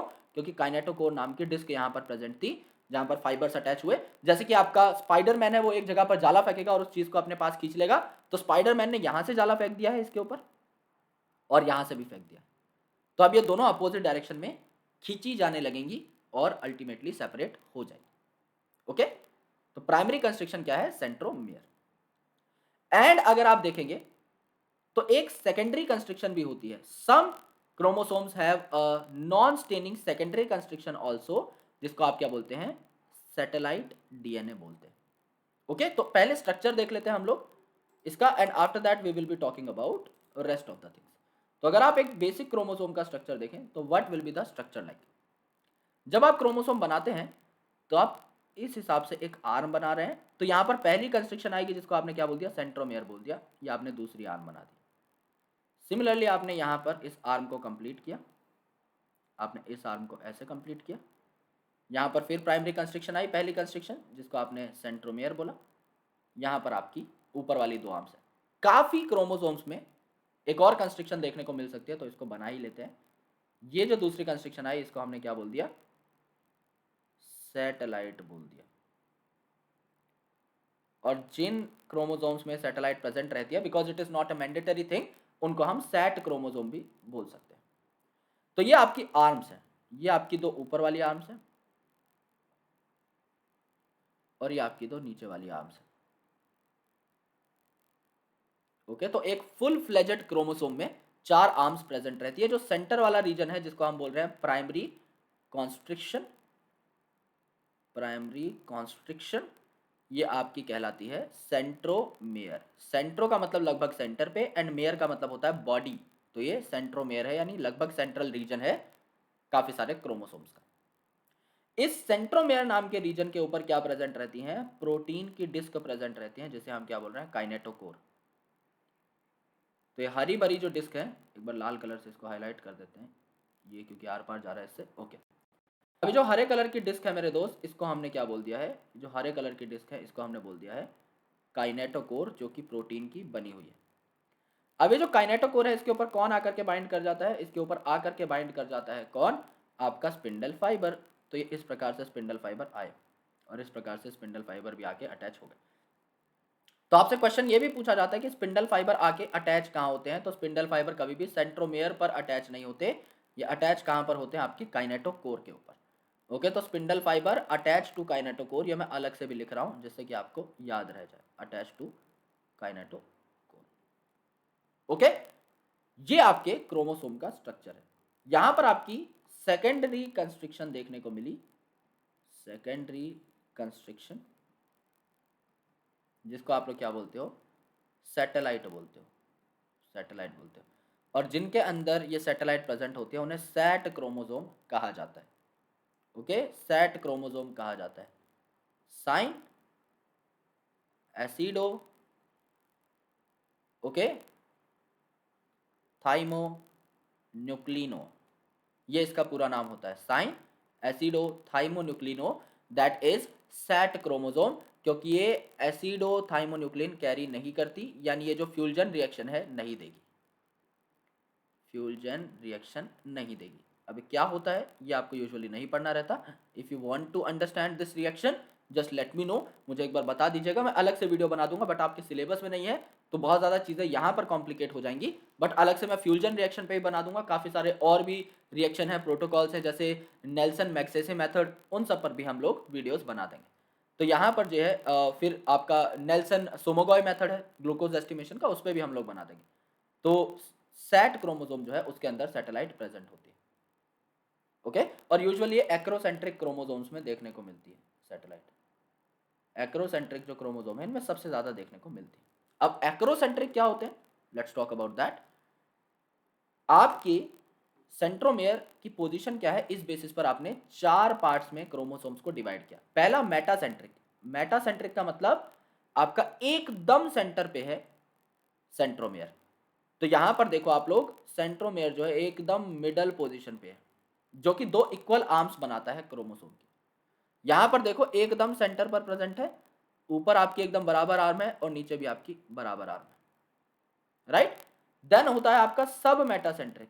सब मेटासेंट्रिक मतलब थोड़ा सा सेंटर से खिसक गया है आपका सेंट्रोमेयर। तो centromere is nearer to one end, तो इससे एक शॉर्टर आर्म बन जाती है और एक लॉन्गर आर्म बन जाती है। क्योंकि इसका अगर आप सेंटर देखो ना, इसका अगर आप सेंटर देखो तो अल्टीमेटली आपका सेंटर यहां कहीं पर आता है। तो सेंट्रोमेयर यहां होना चाहिए था, लेकिन खिसक करके थोड़ा सा ऊपर की साइड चला गया, राइट। तो सब मेटासेंट्रिक में थोड़ा सा सेंटर से खिसक जाते हैं। एक्रोसेंट्रिक का मतलब सेंट्रोमेयर जो है it is close to its end forming a very short and a very long arm. अब ये बिल्कुल नियर टू द एंड है, राइट। यहां पर देखो सेंटर यहां होना चाहिए था इन आर्म्स का, यहां पर, लेकिन इतनी दूर चला गया। एक आर्म तो बिल्कुल छोटी है, एक आर्म बिल्कुल बड़ी है। यहां पर कम से कम कंपेरेबल तो थी, यहां पर ऐसा कुछ भी नहीं है। यहां पर देखो एक बिल्कुल छोटी है और एक बिल्कुल बड़ी है, यहां पर भी कोई कंपैरिजन नहीं है। तो वेरी शॉर्ट वेरी लॉन्ग देखने को मिली, आपके एक्रोसेंट्रिक हो गए। एंड आप टीलोसेंट्रिक जो है यहां पर भी देख सकते हैं, यहां पर टर्मिनल सेंट्रोमेयर होता है। यानी कि आप देखोगे एक जो सेंट्रोमेयर है ये टर्मिनस पे होगा, 2 आर्म्स यहां लगे हैं, ऊपर कोई आर्म नहीं होगी। तो जो मैंने आपको बताया था सैटेलाइट क्रोमोसोम, ये यूजुअली एक्रोसेंट्रिक में देखने को मिलती है, मेटासेंट्रिक में भी मिल सकती है, सब मेटासेंट्रिक में मिल सकती है। जनरलाइज पर्सपेक्टिव का मतलब रहता है ज्यादातर किस में मिल रही है। ओके, तो ये सैटेलाइट जो है ये आपकी एक कांस्टेंट लोकेशन पर प्रेजेंट रहती है, नॉन स्टेनिंग रीजन, जो कि आपका सेकेंडरी कंस्ट्रक्शन कहलाती है। ये आपका सेकेंडरी कंस्ट्रक्शन कहलाती है। ओके, तो 4 प्रकार के आपके क्रोमोसोम हो गए। मेटासेंट्रिक, सेंट्रोमेयर एकदम सेंटर पे, थोड़ा सा सेंटर से हटा सब मेटासेंट्रिक, बिल्कुल कोने में चला गया एक्रोसेंट्रिक, तो एक आर्म बिल्कुल छोटी हो गई, दूसरी बहुत बड़ी हो गई। टीलोसेंट्रिक मतलब एकदम टर्मिनस पे चला गया, एक साइड में आर्म है ही नहीं, कुछ नहीं है एक साइड में, दूसरी एंड पर ही बड़ी बड़ी आर्म्स प्रेजेंट। ये आपके टाइप ऑफ क्रोमोसोम्स हो गए। Now the last topic is micro bodies. नाम क्या है, माइक्रो छोटी छोटी हैं, बॉडीज मतलब स्ट्रक्चर्स, जैसे आपका पेरोक्सिसोम, जैसे आपके पेरोक्सिसोम। अब नाम क्या है, पेरोक्सिसोम। तो पेरोक्सी का मतलब क्या होता है, पेरोक्सी का मतलब होता है पेरोक्साइड, और सोम, सोमा का मतलब क्या होता है, बॉडी। यानी ऐसी बॉडी है जो पेरोक्साइड को मेटाबोलाइज करती हैं। ओके, तो इनके पास एक एंजाइम होता है पेरोक्सीडेज, जो कि आपका हाईली टॉक्सिक हाइड्रोजन पेरोक्साइड को किस में कन्वर्ट करती हैं, वाटर में कन्वर्ट कर देती हैं। तो 2 हाइड्रोजन पेरोक्साइड है तो इसको किस में कन्वर्ट कर दिया इन्होंने, 2 वाटर में कन्वर्ट कर दिया, प्लस आपका O2 जो है यहां से एलिमिनेट हो जाएगा। तो आपका वाटर भी नॉन टॉक्सिक है, ऑक्सीजन भी नॉन टॉक्सिक है, लेकिन हाइड्रोजन पेरोक्साइड आपका टॉक्सिक है। तो इसको बॉडी में अक्यूमुलेट ना होने दिया जाए, इसीलिए आपका पेरोक्सीडेज काम करता है, जो कि पेरोक्सिसोम नाम की एक बॉडी में, एक ऑर्गेनेल में प्रेजेंट होता है। सो ये मेम्ब्रेन बाउंड माइन्यूट वेसाइकल हैं, यानी एक सिंगल मेम्ब्रेन बाउंड वेसाइकल ही है ये सिर्फ। जैसे आपके गोल्जी से वेसाइकल बनी थी ना ट्रांसपोर्ट के लिए, उस हिसाब की एक मेम्ब्रेन है और गोल सा स्ट्रक्चर है। इसके अंदर काफी सारे एंजाइम्स प्रेजेंट हो सकते हैं, जो कि बोथ प्लांट और एनिमल के अंदर देखी जा सकती हैं, जैसे कि पेरोक्सिसोम, ये आपका बोथ प्लांट और एनिमल के अंदर देखने को मिलता है। तो इस पे एक तो लेयर है प्लाज्मा मेम्ब्रेन की, यानी एक मेम्ब्रेन है, यूनिट मेम्ब्रेन है, एंड क्रिस्टलाइन कोर है, जिसके अंदर आपको एंजाइम्स वगैरह देखने को मिल जाएंगे अलग अलग टाइप के, जैसे यहां पर कैटेलेज और पेरोक्सीडेज आपको देखने को मिल जाते हैं। Okay, all right. सो यहां पर देखो प्लांट और एनिमल सेल्स के बीच के डिफरेंसेस। मैंने आपको चार चीजें बताई थी और मेरा जो सिंपल फंडा था वो था 4C। सिंपल सी बात, 4C से मैं याद करता हूं, जैसे एक C यानी सेल वॉल, प्लांट में प्रेजेंट एनिमल में एब्सेंट, काम खत्म। प्लास्टिड यानी क्लोरोप्लास्ट, सबसे कॉमन यही तो है जो हम पढ़ते हैं डिटेल में, प्लांट में प्रेजेंट एनिमल में एब्सेंट, बात खत्म। लार्ज सेंट्रल वैक्यूल, प्लांट में प्रेजेंट एनिमल में एब्सेंट, खत्म। सेंट्रियोल्स आपके एब्सेंट होंगे प्लांट में, सिर्फ एनिमल में सेंट्रियोल और सेंट्रोसोम प्रेजेंट होते हैं। 4C प्रिंसिपल से बात खत्म हो जाती है। अब now the differences between prokaryotic and eukaryotic cell, हालांकि हम कर चुके हैं बट स्टिल हम लोग इसको एक बार रिकैपिचुलेट कर लेते हैं। प्रोकैरियोटिक सेल आपका छोटा होता है, यूजुअल जो साइज है बैक्टीरिया का टिपिकल वो 1 से 2 माइक्रोन है, 3 से 5 माइक्रोन भी देखने को मिल सकता है। यूकैरियोटिक सेल का जो टिपिकल साइज है ये 10 से 20 माइक्रोन है, यानी ये प्रोकैरियोट से बड़े हैं, सिंपल सी बात। जेनेटिक मटेरियल आपका न्यूक्लियोइड के फॉर्म में होता है, यानी आपका सर्कुलर डीएनए देखने को मिलता है, जो कि न्यूक्लियस के अंदर प्रेजेंट नहीं होता, बिकॉज यहां पर वेल डिफाइंड न्यूक्लियस नहीं है, लेकिन यहां पर न्यूक्लियस प्रेजेंट रहता है यूकैरियोट के अंदर। न्यूक्लियर मेम्ब्रेन या न्यूक्लियर एनवेलप एब्सेंट है, because well defined nucleus is not present in prokaryote, लेकिन यूकैरियोट में प्रेजेंट होगा। मेम्ब्रेन बाउंड ऑर्गेनेल्स जैसे कि endoplasmic reticulum, Golgi complex, lysosome, vacuole, nucleus, mitochondria, chloroplast absent होंगे, जबकि यहां पर प्रेजेंट होंगे। डीएनए आपका सर्कुलर होता है, चाहे न्यूक्लियोइड हो चाहे प्लाज्मिड हो। हमारे अंदर ज्यादातर के अंदर, in most of the cases, आपका लीनियर डीएनए होता है। कुछ आपके ऐसे हैं जिनमें जो लोअर ऑर्गेनिजम्स है उनमें सर्कुलर ऑब्जर्व कर लिया गया है, ज्यादातर में लेकिन 99% में आपका लीनियर डीएनए देखने को मिलता है। राइबोसोम्स आर 70S टाइप, और यहां पर 70S भी हो सकते हैं क्लोरोप्लास्ट और माइटोकॉन्ड्रिया में, और मेजरली ATS होते हैं जो कि एंडोप्लाज्मिक रेटिकुलम के साथ एसोसिएटेड हैं। तो ये आपकी बेसिक चर्चा थी पूरे के पूरे सेल के बारे में। अब हम लोग प्रोसीड करने वाले हैं towards the biomolecules, and after biomolecules we will be talking about the cell cycle and cell division. तो बायोमोलिक्यूल्स को हम लोग 2 लेक्चर्स में करेंगे, बिकॉज काफी बड़ा है। तो हम लोग क्या करेंगे, उसमें एक में बायोमोलिक्यूल्स पढ़ लेंगे, एक में एंजाइम पढ़ लेंगे। सेल साइकिल सेल डिवीजन छोटा चैप्टर है, आई थिंक उसको 2.5-3 घंटे में आराम से रैप अप किया जा सकता है, तो उसको हम लोग सिंगल लेक्चर के अंदर देखेंगे बहुत ही बेहतरीन तरीके से, जिससे कि आपको कुछ और एक्स्ट्रा ना पढ़ना पड़े। Right, so this was about cell and I hope you enjoyed this lecture very well. अगर आप लोगों को हमारे लेक्चर्स पसंद आते हैं, हमारे एफर्ट्स अच्छे लगते हैं, तो यार गूगल प्ले स्टोर पर जाकर मार्क्सअप लर्निंग ऐप के नीचे आप रिव्यूज दे सकते हैं। अगर आपने हमारी ऐप को इंस्टॉल किया हुआ है तो पॉजिटिव रिव्यूज दीजिए। कुछ चीज़ें अगर हम करेक्ट कर सकते हैं तो हमें ज़रूर बताइएगा। हमारा एक पब्लिक डोमेन भी है जिस पे आप बातें कर सकते हैं हमसे, एंड अल्टीमेटली आप अपने सजेशंस दे सकते हैं, हम उन सजेशंस को ज़रूर इंप्लीमेंट करने की कोशिश करेंगे। So thank you so much guys, lots of love, जय हिंद, बाय बाय।